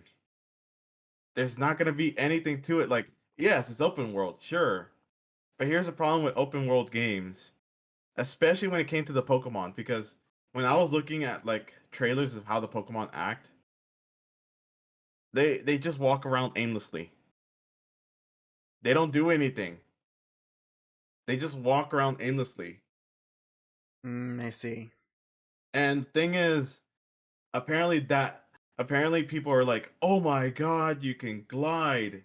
Like, I never glided in a game before.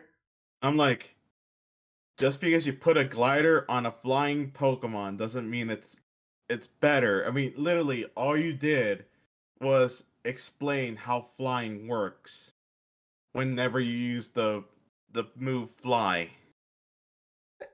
And probably the worst part is it probably take you much longer to get to your destination compared to the old games where they literally just like whoop get you the Pokemon gets you and take you to the place you want to go to. Yep. Now, the thing is, like, I'm still on about the thing that these Pokemon don't do anything. They just kind of walk around aimlessly, and I'm scared that this is how the game's gonna be. You go into an open field, you see a bunch of Pokemon, probably with the Switch's power, or at least how Pokemon Shield and Sword and Shield did it. They're just gonna materialize in front of you in your very eyes, like pop out from the ground like daisies. Did I you ever see. see that? No, because I never played Sword and Shield. Oh, well, I saw from my friend whenever he showed me playing the game. It just like think of it like they grew from the ground. They just literally grew from the ground. That's how they pop in. I see. Now, I'm pretty sure I doubt this is gonna happen, but what would make it interesting is if Pokemon's added, like if the Pokemon had turf wars, kind of like how Monster Hunter does it. That will be interesting. Just to see But the other than Pokemon that, fight each other. it's just like okay, you catch the Pokemon in the wild, you dodge an attack every now and then. What else? What do you do? And gym battles, right? No, there's no gym battles. Wait, there's no. I don't think so. Th- I think how they describe it is you're literally surveying the air. It's pretty much taking that part from Monster Hunter. You're surveying the area. Do I have to go to a high tower to activate something, and then and it will unlock my map, and I'll see all its goodies and secrets? I don't know, but maybe. Finally, Pokemon has copied Assassin's Creed. It's gone full circle. But yeah, you survey the area. That's all you're doing. You're like some kind of scout, and you catch these Pokemon just to fill up the first Pokedex for this region. It is. It is. But Yeah. It is very. It's not very reassuring when the moment-to-moment gameplay doesn't look that enticing. now the funny thing is, and this is what I hate, because this is what the same exact argument they had for Pokemon Sword and Shield, which was when people like me say it's a bland game, it looks terrible. They automatically say, well, it's still 5 months. They still have 5 months. They can fix it. Like, are you serious? 5 months is nothing. No, the most you can do in 5 months is debug and maybe make a few changes. But at that point in game development, a lot of the design and and things that are set up within each of the areas of the game are essentially set in stone. And to change it, you will have to do more testing and more debugging. They're not going to want to do that with 5 months. They're not going to want to do something that major within 5 months of development unless you want to get the game to have a delay. Yeah. And even then, like, it's not gonna be enough for like a month delay or 2 months delay. It's Yeah. gonna be Another 6 months. that or maybe a year. Ah. But like, Don't you just love those diehard fans that have little to no idea how game development works? but that's what I hate about these Pokemon fans. They're so oblivious. They're like, yeah, they can do something in 5 months. No, they can't. That's all. Like, pretty much they have everything set in stone. All they're doing now is making sure that your main character doesn't clip through the floor. Yep. And also all the localizing too, because they have to translate this game to different languages. Yep. And every single time when I see a Pokemon fan overreact over the most mundane things, because did you know how many people were overreacting with the fact that you can do a freaking combat roll in this Pokemon game? My god! This is what's gonna save Pokemon combat. Metal Gear Solid 5, eat your heart out. I was like, they're like, oh my god, did he just roll? Did he just roll? Now And I I'm just would like, now to play a little bit devil's advocate, I would say that unless we know for sure who these people are, and especially when it comes to Pokemon, I am always in the mindset of that. If I talk to a fan like that, I'm either going to assume that they are children or grown people with the minds of children, and you can read between the lines of what I mean by that. they're man-childs. No, not that, not that type. We're Oh. talking train sets, and so if you catch my drift. Ah, I see. So I always assume it's those type of people. If it's a man child, then yeah, and I can then yeah they it's then you gotta slap him out of his like, hey, wake up. It's not that impressive. If it's a kid or a person who's a bit slower than others, I'm like, all right, that's okay. Have your fun. Just have your fun. All I've seen were man-childs everywhere. I've not yet seen people of that criteria mentioned. The only ones I've ever met like had that criteria were the people from Dead by Daylight when they wanted Springtrap. And I was like, yeah, that's fine. Like that's fine. To be fair, Pokemon does bring out the worst in people. For some, that and Sonic, although it's a debate which is worse. I'll say Pokemon because people actually still like Pokemon. Let's see. Ghetto says, I haven't played a Pokemon game in ages. I just look at the waifu art now. But yeah, I mean, but Ghetto, they're 10 years. No, I'm kidding. I know. But HAC, the Gardevoir and Lopunny. And for those that really want to, the Vaporeon. Get ready to make a lot of eggs. Well, what about those, Professor? Oh, those are they're still in testing. They're still in testing. The Eevee evolutions are pretty popular. Have you ever tried the Harkness test? Some more aggressive than others. Now take off your pants. Please no one clip that out of context. Clip it out of context. Give us those VTuber views. I don't. Whenever it comes to these episodes, I don't have my VTuber out or the PNG tuber. No. I'm in a sense that like how a VTuber does something, and that's either slightly embarrassing or slightly cute. Oh, those freaking fans, they clip that and boom, it's already like a video on their channel. Okay, so speaking of which, before you left, whenever we were doing the pre-show stuff, I was watching this video and it just says my keyword for female part hurts. And I click on the video and it was just saying it was a VTuber going like something about how her day's been bad or she like her body hurts, and then she says that my putty cat hurts. Yeah, my putty cat hurts. And I'm like, and I'm just thinking to myself, man, these VTubers, they're just getting way too comfortable on the online. Getting too comfortable. You know what that means? What? Time to purge them out through economics, obviously. Purge and holy fire.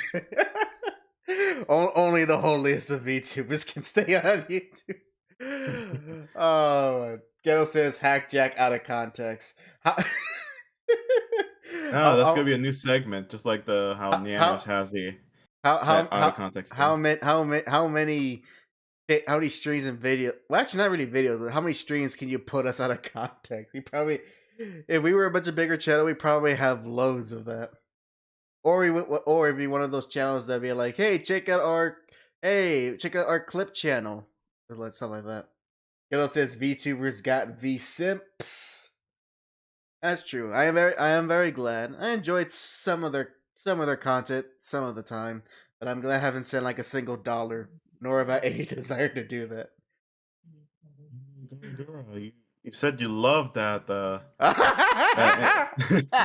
You loved it. The song that she's saying right now. I'm just blanking out right now because we're on live. To get context what Jack's talking about. So I think it was yesterday or 2 days ago.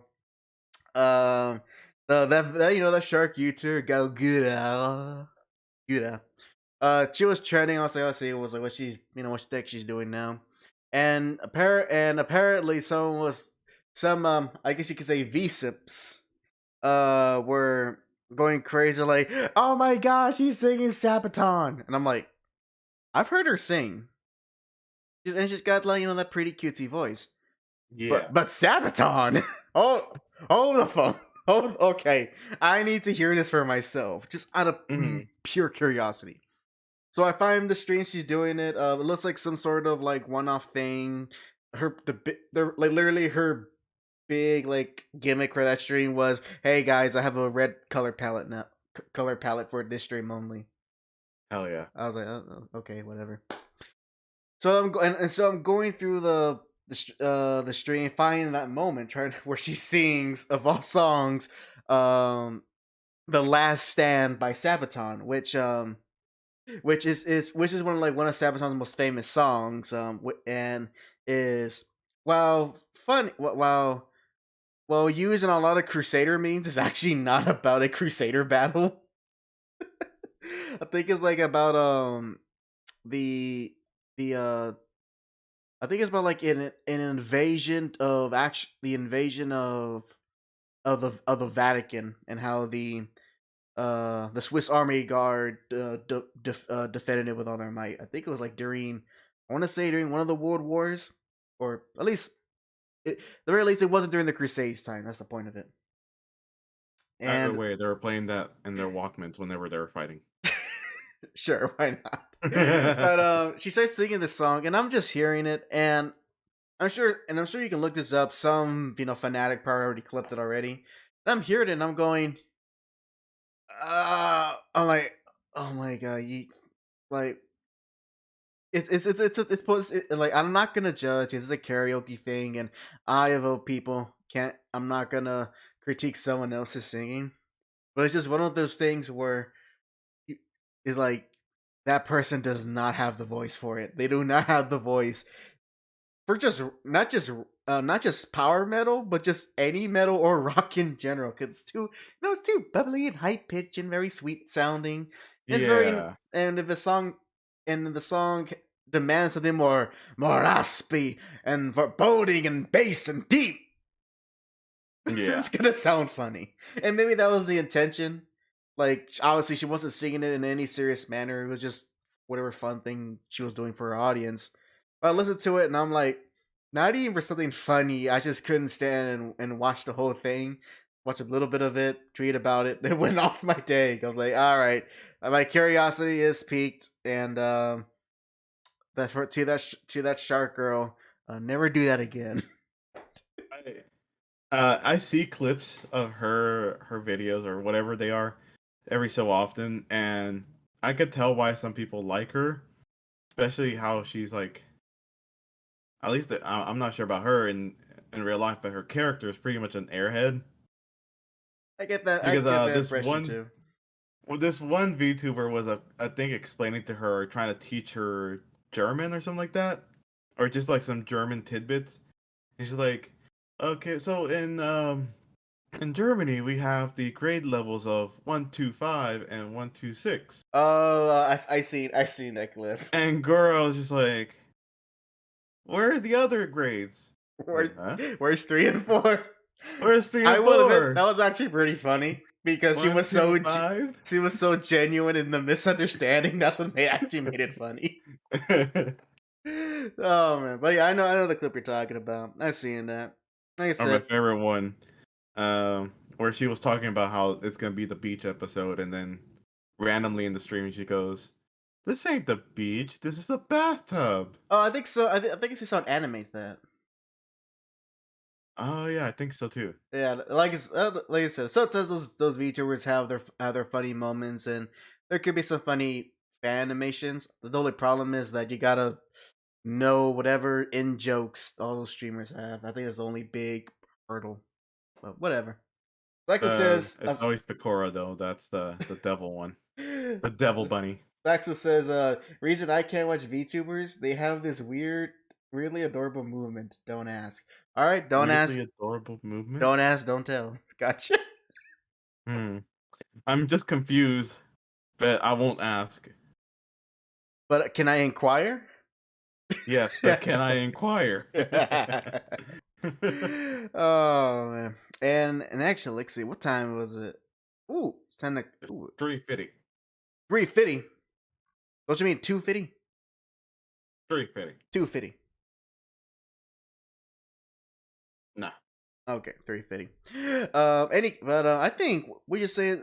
Well, would you say it's a closing the stream now? I think we did a good fun stream. Maybe, or maybe we can extend it 30 more minutes. Timothy in the chat saying, "What up?" Oh, hello, Tim. Haven't seen you around these parts for a while. Hope you are doing good. And by the way, I'm very excited for your next Melvin books. I really did like that first one, so can't wait to see what you got up cooking. All right, but all right. People want to extend it. Go on for 30 more minutes. Let us know in the chat, and we will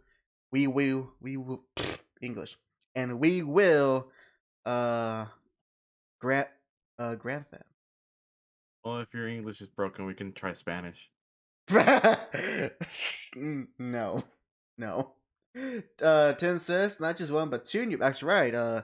Melvin half and the actual Melvin number 2.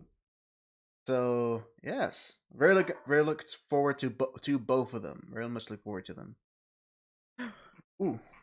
Mm-hmm. Oh, Ghetto says go for it. All right, we'll extend it to another 30 minutes just because you guys asked so nicely. Yeah. I was trying to remember something. So, while you're, yeah, go ahead. This could be something I misheard, but excuse that. I'm not sure we heard that. That was my brother. I didn't hear anything, but okay, it was that apparently, and I don't know if I can confirm this, but I think JoJo's actually about to end, as in really, like the manga series. Wow. From my Australian acquaintance Oskris, on his podcast, he was talking about how JoJolion is confirmed to gonna be the last JoJo part. I don't know. I don't trust Australians. I know. They're always down to something. That and they're all prisoners. They're all criminals. Exactly. but I'm not surprised to hear that JoJolion will end up being the last one, which you know I'm not surprised. I'm not too surprised. At the very least, now there's gonna be an ending point for JoJo, and I can finally take my time in getting through all the way there. Since I know for Steel Ball Run and JoJolion, I think those are the 2 longest parts of JoJo.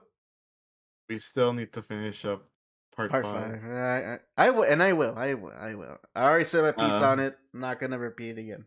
I don't even know where I have it bookmarked. What episode? So that's not good. I would just say start off episode 50 because that's when it literally the whole. But the context. Read a wiki entry if you need to. You don't have to rewatch the entire thing. Or read the manga. You will read. You will literally, and I mean this, literally go through it faster than watching the anime. Read. You really love to torture me. Are you a Cenobite? Yeah. Yes. I am the Cenobite known as Lateri. Get it? Lateri. Lateri. Yeah, you get it. You get it. Let's see. Man. Ghetto says he says he's gotta catch up back up to Jolie. He fell off in high school, and there's a new spinoff. Oy vey. And Timothy, I do see you. I'll go ahead and read your little promo. He says for his book, he says Melvin is a mercenary in the far future where Earth no longer exists. It was originally from a planet called Spars. In the first issue, he is hired to rescue a princess from a dangerous cult. That is very true. And the question is, how did he get those Earth guns? Well, you know what? Don't answer that. It's probably not important. The important thing is from the same people, from the same Space Marines of 40K of Warhammer 40K. Sure, why not? And yes, JoJo, the manga at least is ending. Who knows how long who knows if they're gonna continue to adapt the part. Who knows if they're gonna continue adapting the show after part 6? Because part 6 is it's already confirmed for that. So who knows? We'll do 7 and 8. But yeah, JoJo is coming to an end, and hopefully we'll have a official release of those parts. Because is there is part 5 the part 5 manga released officially at all? I look it up because I know 1, 2, 3, and I know 4. They're already officially released there in a hardcover. What about part 5? Let's see. Let me look at it right now. JoJo's Bizarre Adventure, part 5. Advento Audio. Whatever. It's Italian. Where go? I don't see it. I see some Blu-rays, but I don't see like the actual manga.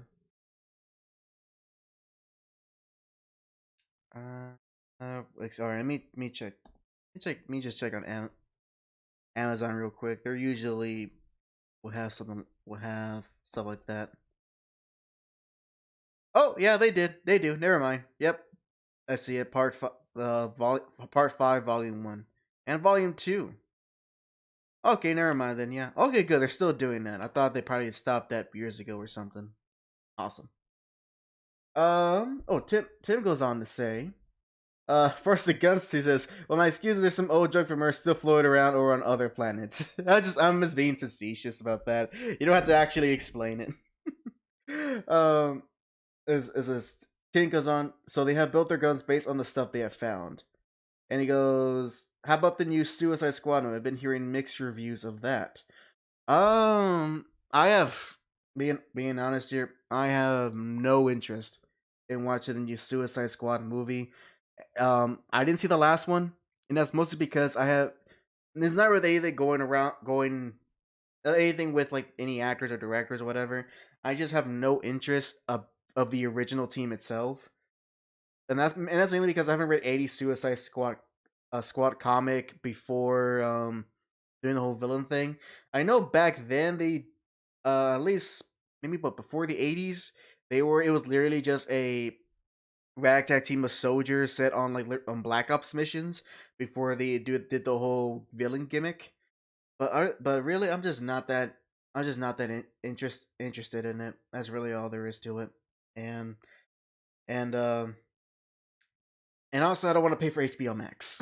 I did it just to watch Godzilla vs Kong. I enjoyed it, and yeah, that's it. And also, where's Jack? Did he say he was heading out for a second? No. Oh, okay. I was just waiting for you to to finish talking. Okay, you're very quiet. I'm like, am I the only one here? Yep, you're the only one here. Goodbye. Oh no.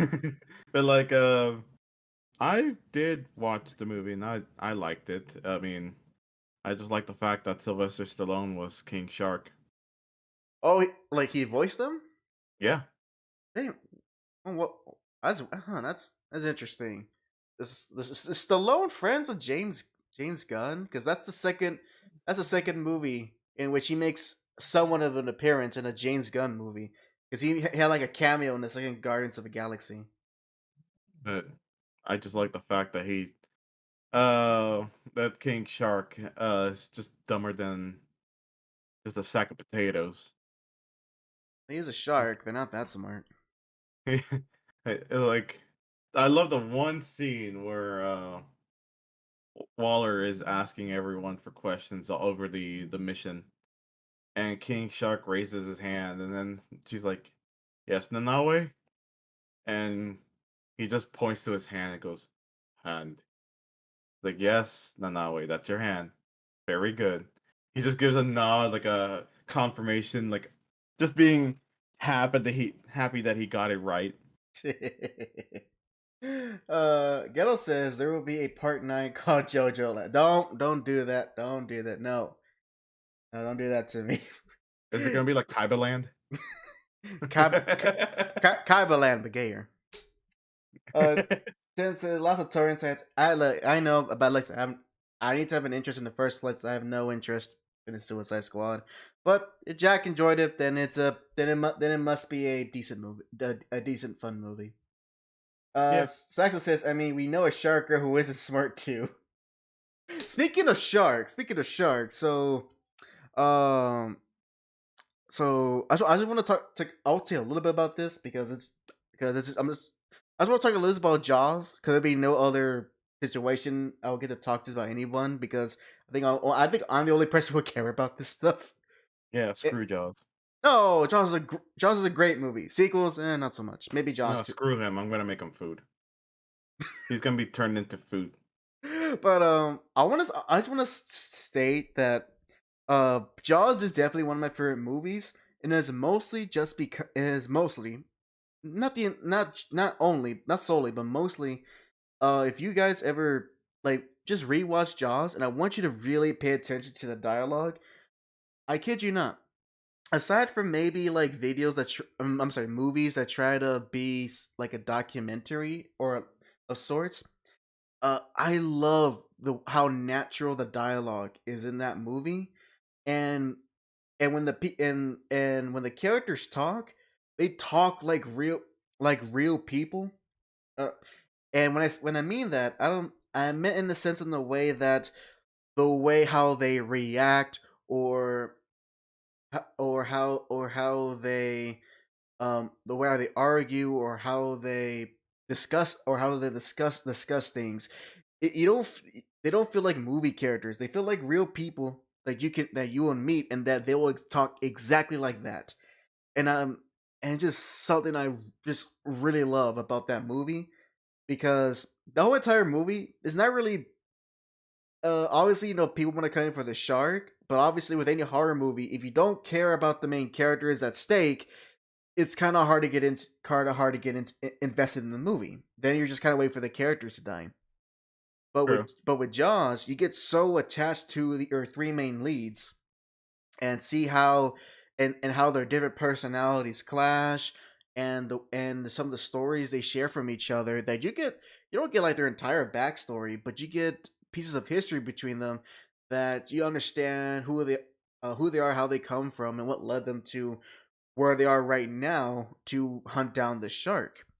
And I also love it that when it comes to like halfway into the movie where they actually starting to hunt the shark itself, especially when it comes to the music, I love the fact that uh, the music actually gets very like lighthearted. It's kind of feels like it's an adventure movie. Like it feels like something you would put like in a pirate movie or something, where a lot of the characters are are doing these intense things on the boat, and with the lighthearted music attached to it, it gives like a hopeful feeling, which makes the climaxes a lot more intense because the characters are so sure they're gonna get the shark, but then of course by the end the freaking shark like literally tears down the entire boat. It reminds me of I don't know why that scene that you were describing reminds me of how that one SpongeBob scene where Mr. Krabs is like on a boat with his dollar and I they have know. the freaking orchestra. It's like, oh no, that's a chord of that D minor. Every sailor knows that means death. I know that scene. I know that scene you're talking about. It's a pretty good memeable scene. Tim says, how about a remake of Jaws with the shark is trash? Now, what if we Nah. put Jaws into Dead by Daylight? How do you, what are you want? Do you want an entire if they did that, it would just be an entire mode just called Jaws, and everyone is gonna have to deal with swimming mechanics or boat mechanics, or No, he's just a land shark. oh my gosh, You don't see him like just swimming through the ground. Or you could just play, like a Jaws game. I think there was like a decent one on the PS2, and yeah, there's only a decent one on the PS2. There's other Jaws games, but they're pretty. Um, although I think there was a game recently made called Shark Attack. They heard Yeah, that one looked that one at least looked fun.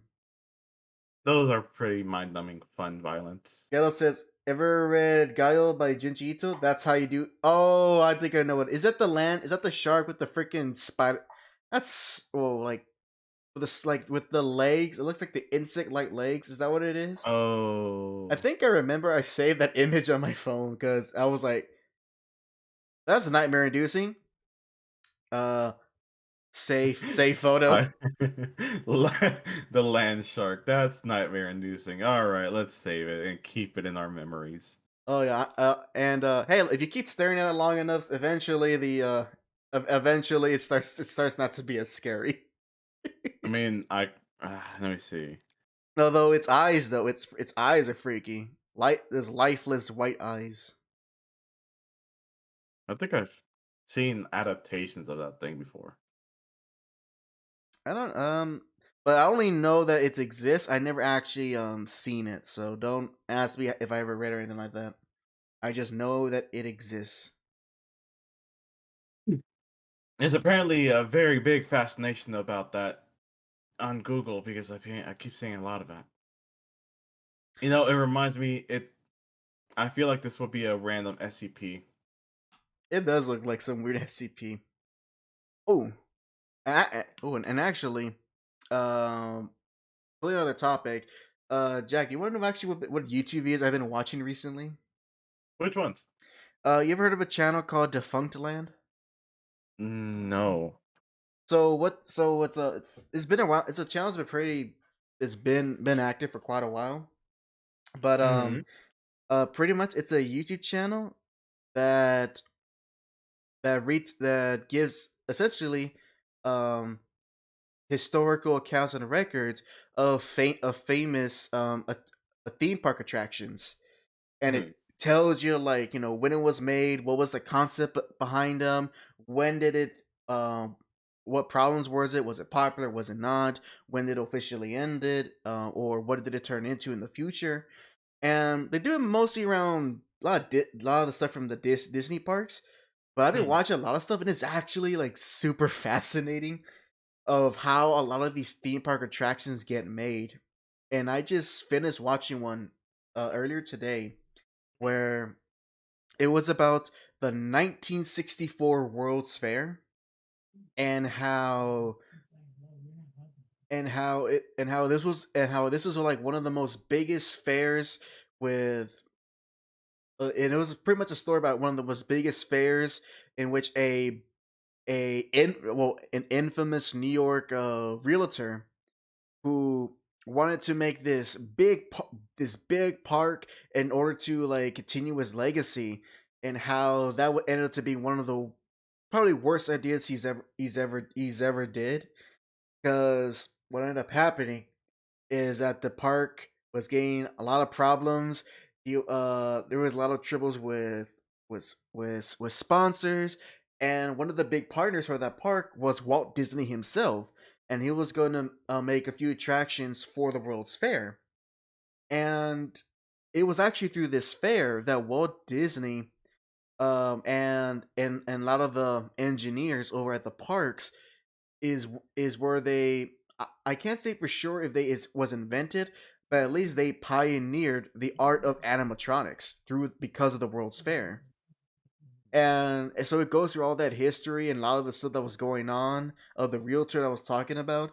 Um, he had a very infamous history of being like being actually racist to the point that he literally did not want the minority and the poor to enter his park.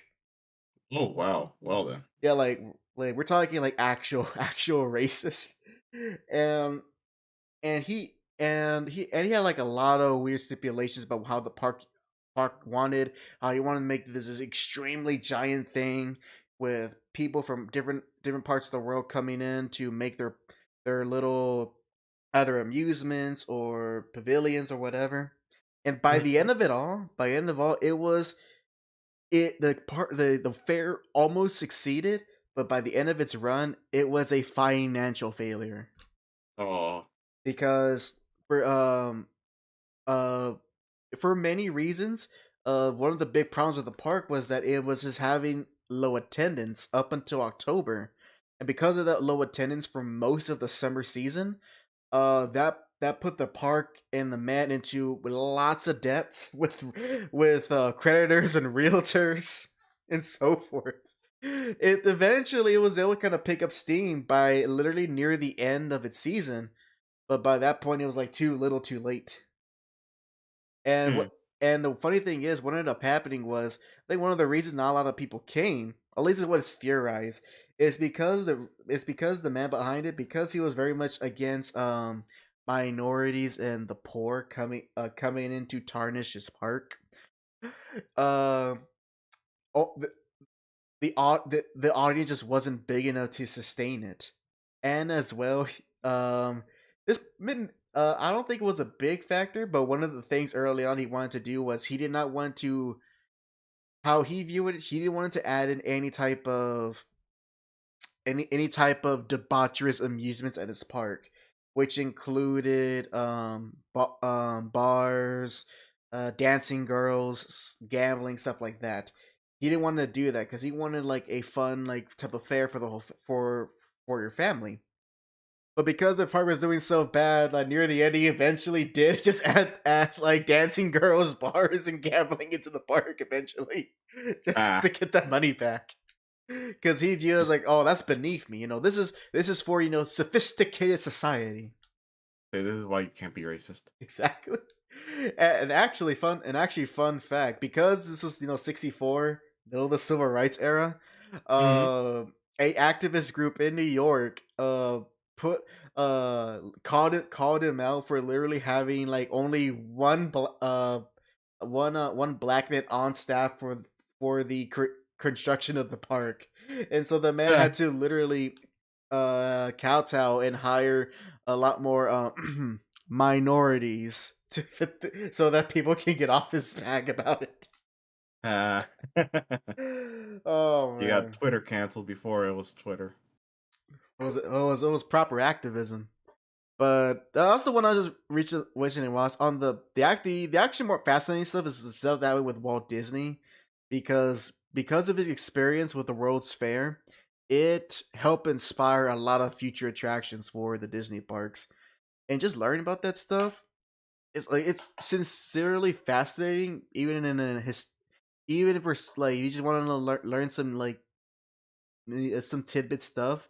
That channel goes deep into detail about a lot of the history and behind the scenes that went on, and it puts a lot of things in perspective of how the parks are and how much of a challenge those things were made. I can see why they make those ticket prices so high, because god dang, they need every single cent of it. Those parks are not easy to manage at all. I But can believe that because I mean, have you seen? I think there's like a certain Disney in Florida that's not doing too well just because of COVID. So and there's not a lot of people actually going to work. Either uh, that or they let go of people. actually, I do know this because actually, I do have a friend in Florida who um who works at the parks. She works at the Animal Kingdom. Um, and it was actually, well, during the pandemic, pretty much all the regular staff had to. I don't know. I forget what the actual business term is, but essentially the regular staff were, they couldn't work, but they weren't fired. If that Ah, okay. Yeah, and since for a while she was unemployed for a while, until Disney, surprisingly, uh, Disney's like told their employees, "All right, you can come back to work again. We're just gonna have to work under these very strict regulations." Hey, it can't be as strict as Amazon. Probably not, but as far as which party's not doing well, actually, it's because in Florida, Disney World, there's whole different parks that encompass Disney World. So unless all of them are not doing okay, I can imagine that. Um, Although I think it's mostly due to the fact, I think, you know what is funny. Hmm. Um, I'm not saying this is a factor, but it's just something that in Disney World, I understand they very much heavily enforce a lot of the COVID restrictions. But when I went to Universal Studios in Florida, on a vacation, they were a lot more lenient about it. Not saying one is correct over the other, but it just gives you a picture of if you're if you're a family wanting to actually enjoy a theme park, which one might seem the more attractive. Huh, interesting. Mm-hmm. Like literally, when I was there, I did bring a mask, but I was not like told like I was like, oh please respect the mask or whatever. No one really got after you about it. I was like, all right, we're just fine. Just wash your hands and all that. I remember I saw this one video where this guy, he's on his pickup truck, he's listening to music. Apparently it was too loud for this woman that was outside in the parking lot. Came up to him, knocked on his window, said, "Your music's too loud. Turn it down. I have a headache." Then he proceeds to talk and ask her who the hell she is, and she says, "Please put your mask on before you talk to me." It's amazing. And also, I'll just scroll through Twitter real quick. You know what? Good, a good friend, Ogechi Ogaji, he tagged me in the post, and you know what? I'll send this question to y'all guys in the audience. And this is about fat characters, and it's probably just a coincidence. We were talking about Bob and Rufus earlier. I'm not saying there's a connection. It's probably just a coincidence, probably. Mostly. Maybe. But let me read off what he's saying here. He says, "Here's my take on fat characters. There's plenty of good fat characters like E Honda from Street Fighter. You also got Rufus. He's a character. I'm not gonna say he's a good character, but he is a character." Yes. He also cites Choji from Naruto, Pam from Archer. I'm not gonna comment on Choji. Pam, she's fun, but she's a terrible person. He also goes on to list a lot more characters. Ones I recognize here: Blah from X-Men. Kind of a basic villain, honestly. Kingpin, though, actually, Kingpin's big, but he's not fat. Let's not get He's confused. big boned. Actually, literally, yes. In this case, he actually is. Yeah, Kingpin's not actually fat. He is all that body weight is actually muscle. So don't. Yeah. So Kingpin kind of doesn't fit the description, but whatever. More examples such as Pow from Kung Fu Panda.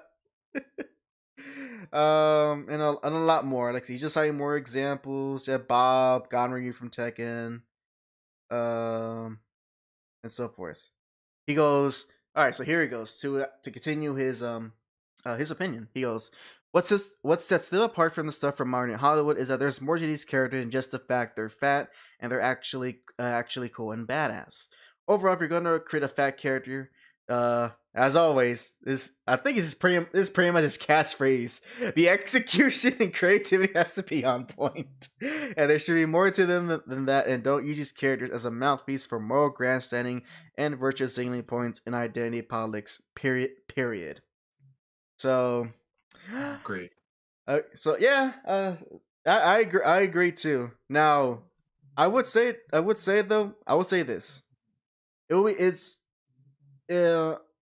It would be very hard for me to take a fat character seriously, depending on the type of story it is. And because sometimes you don't want to get confused a character who's actually fat with a character who's just big. Yeah. And so for example, for E Honda, sumo wrestlers, they are big, but they actually do have muscle underneath all that fat. They have a strict diet. Yeah, very strict diet. Not healthy, but very strict. And when you look at it, and when you look at any official art of E Honda, I don't know about you, but he has that 6-pack. That's a pretty strong 6-pack right there. And those freaking tree trunk arm and legs, god dang. I mean, almost all of them have tree trunk arm and legs. Not Rufus though. Look. Yeah, not Rufus. He has a Stay Puff Man. Yeah, he's a big dough boy. Yeah, he's a dough boy. So I mean, his belly undulates like perpetually. Exactly. Uh, so you had to, I do want to say you had to make that distinction. Now, if it was just a fat person, if it's just a fat person, then also you want to give them more than just being fat. But and just like one of the examples Ogechi cites is Pam from Archer, which like I said, every character in Archer is a terrible person, but of course that's where the comedy comes in. And so with Pam, you have someone who's supposed to be a human resource manager, and she's like doing and she's either saying always what's on her mind without without any reserve, getting into a bunch of fights, just being overall debaucherous, and she's still a fun character. She's still a fun character, and her design definitely helps reinforce the type of person she is. I mean, I don't see any problem. I think that's just how all HR works. Saxon says sumo wrestlers' diet are basically similar to boxers' weight control. Yep, which means that before the fights is probably the worst because they're the most hungry, but they gotta do the weighting. So yeah. Oh, that's like I would never be a boxer because of those things. Those weigh-ins. You won't know till you try. But yeah. At the end of the day, it's all about the characters, and also you do have to be at least somewhat self-aware of how you use a fat character, especially in the type of story you want. Because there's almost so much pretty much, in my opinion, as funny as Bob is, that's also one of the reasons I don't like Bob. Because for Tekken, for all its weird nonsense that it has, I still can't find Bob to still be that agile while still that big. Again, that's probably why it makes it entertaining.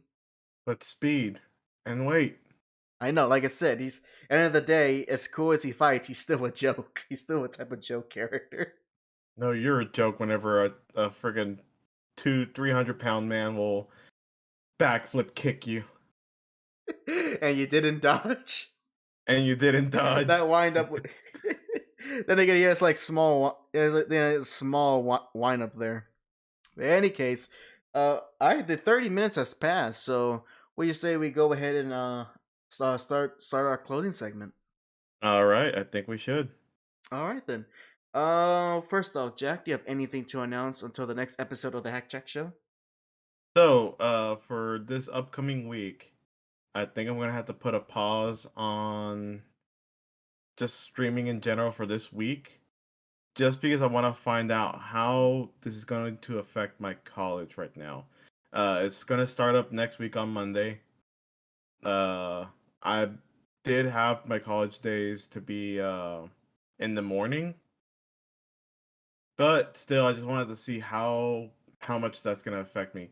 If it does affect me in some way where I have to do homework, I think that's gonna be programming. There's gonna be programming lessons in my streams. I'm gonna be programming during my streams. I might be doing that if it comes to that. Yeah. If anyone else is a programmer can help me, come by. It's all you big coding nerds in the chat. I know you. Yeah. You're about to get some excitement. Yeah. I'm gonna open up Visual Studios. Hell yeah. Ooh. Dust off the virtual dust. Oh, what language, girl? What language? I think this one's gonna be Java. I hate Java. Java is pretty so whatever. Oh, Saxo says, wait, Jack could do programming 101 straight. I need to develop a Indian accent though. You don't know how. Okay, you may think I'm joking. I know you're not joking. I know you're not joking. The people in the chat that don't understand it, you may think I'm not. You may think I'm joking and being stereotypical, but you don't know how much an Indian man on YouTube, some random Indian programmer on YouTube, saved my life for And a friggin' project. and mine too. And hacks too. I'm pretty sure even hack for more when it comes to his game coding. Oh yeah, especially when it involves just regular coding. I'm like, I don't know what to do. What code? Like, I can't follow the logic. God dang it! And then It'll be like Open University, but on YouTube. Smaxo says. now admit how many times was like that your solution was just literally just a copy and paste the code that was like written down. Several times. Same here. I did that for several important game mechanics, and hey, look, no one complained, no one noticed, and I credit it at the top of the script page. I credit it. Best thing I do is just like I rewrite everything. And actually, no. From the way I was taught, like if you're using any script that's not your own, that you didn't make yourself, you literally had to like writing a thesis, you had to put your credits in at the top of the script. Well, that's fine if the college allows you to even credit anything. Oh, mine did. So I had to do it from scratch, so I just kind of like rewrote things. Ghetto says, "Yep, much love to Indian. Save my ass in computer science." But all right. So yep. So Jack will be AWOL for a while, so you can figure out a new type of stream schedule. Anything else? Well, it might be the same schedule if everything, if my energy is the same as always, pretty much. I just need to figure out if I have to make them later or earlier, or if it could just stay the same time. I'll update people as I go along with the college on this week. All right. Upcoming week. All right then. And as for me, so I got some big news. He's getting married. I wish no. I got some big news relative to the channel. So, ladies, gentlemen, mostly gentlemen, the script for my 100th comic review is finished. I literally wrote the last paragraph, the last sentence, about half an hour before getting ready to do this stream. All is left for me to do, literally, is just do a draft, a redraft, to make sure that it's airtight and nice and neat, and then recording, editing, all that fun stuff. So, and just to give you guys perspective, just to write the script, just to write it. Then all the pre stuff I had to do before. It took me 2 months to write that script. 2 months, and that's like being on and off again. Because unfortunately there will be days where I won't be able to work it. So that's on and off working on the script for 2 months. But it's done. I'll have someone else look over it, make it better than its initial draft, and then from there, recording, editing. And I'll be finally going on to my next video project, which will be another Spider Blood video. But yes, 100th comic review, a big progress. So glad that we're at this juncture, because I really want to have it done before August ends. And looks like we're good. And if I don't get any freaking 14-hour work days all of a sudden, or any type of weird stuff like that, I should make good progress of it. And speaking of progress, the second EPAP video that I am doing slight edits to is coming along. Just to get some insight. There's not a lot of editing I really have to do, but I do have to watch all of it to make sure if I can do any corrections, or if I need to put like a visual so people understand what we're talking about. Just stuff like that.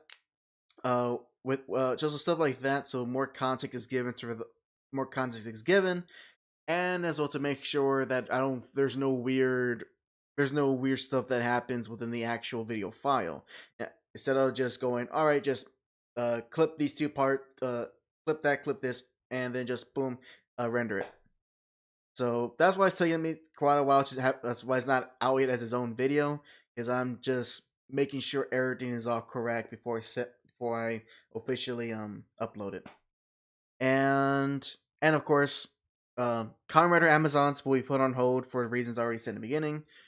For the next actual hack cross, I I will I can say though it's I will be talking about a movie, won't be going on to I won't be going on to another big series like Ghost in the Shell for quite a while, but the next one is confirmed. I'm be talking about a anime movie, and to give you guys a hint, um, it's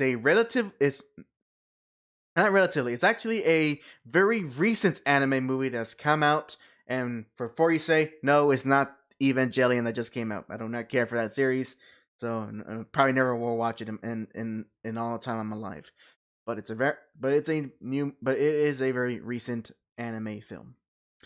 Other than that, stream as far as stream schedule, there will be no chill stream this Saturday, and the metal streams are typically done on Sunday, hence the name Metal Sunday. It's actually gonna be done on Saturday instead, and the band that Kevin and I will be talking about will be Wasp. So for those who are fans, hope you come in and watch that. Wasp. Wasp is a really good band. No, I heard WAP. Damn you, Cardi B. Okay. And yep, that's all I have to announce on my end. So with that, thank you, folks, for those of you watching all the way through, and thank you for everyone who was here. Ghetto, Smaxo, Tim, Dunkles on, and anyone else, Virgo, anyone who's watching on the YouTube end and on the Twitch end. Hope you enjoy the show, and as well, and that's it. Hope you enjoy the show and have a good rest of your week. With all that said, this is Hack and Jack. Sign off.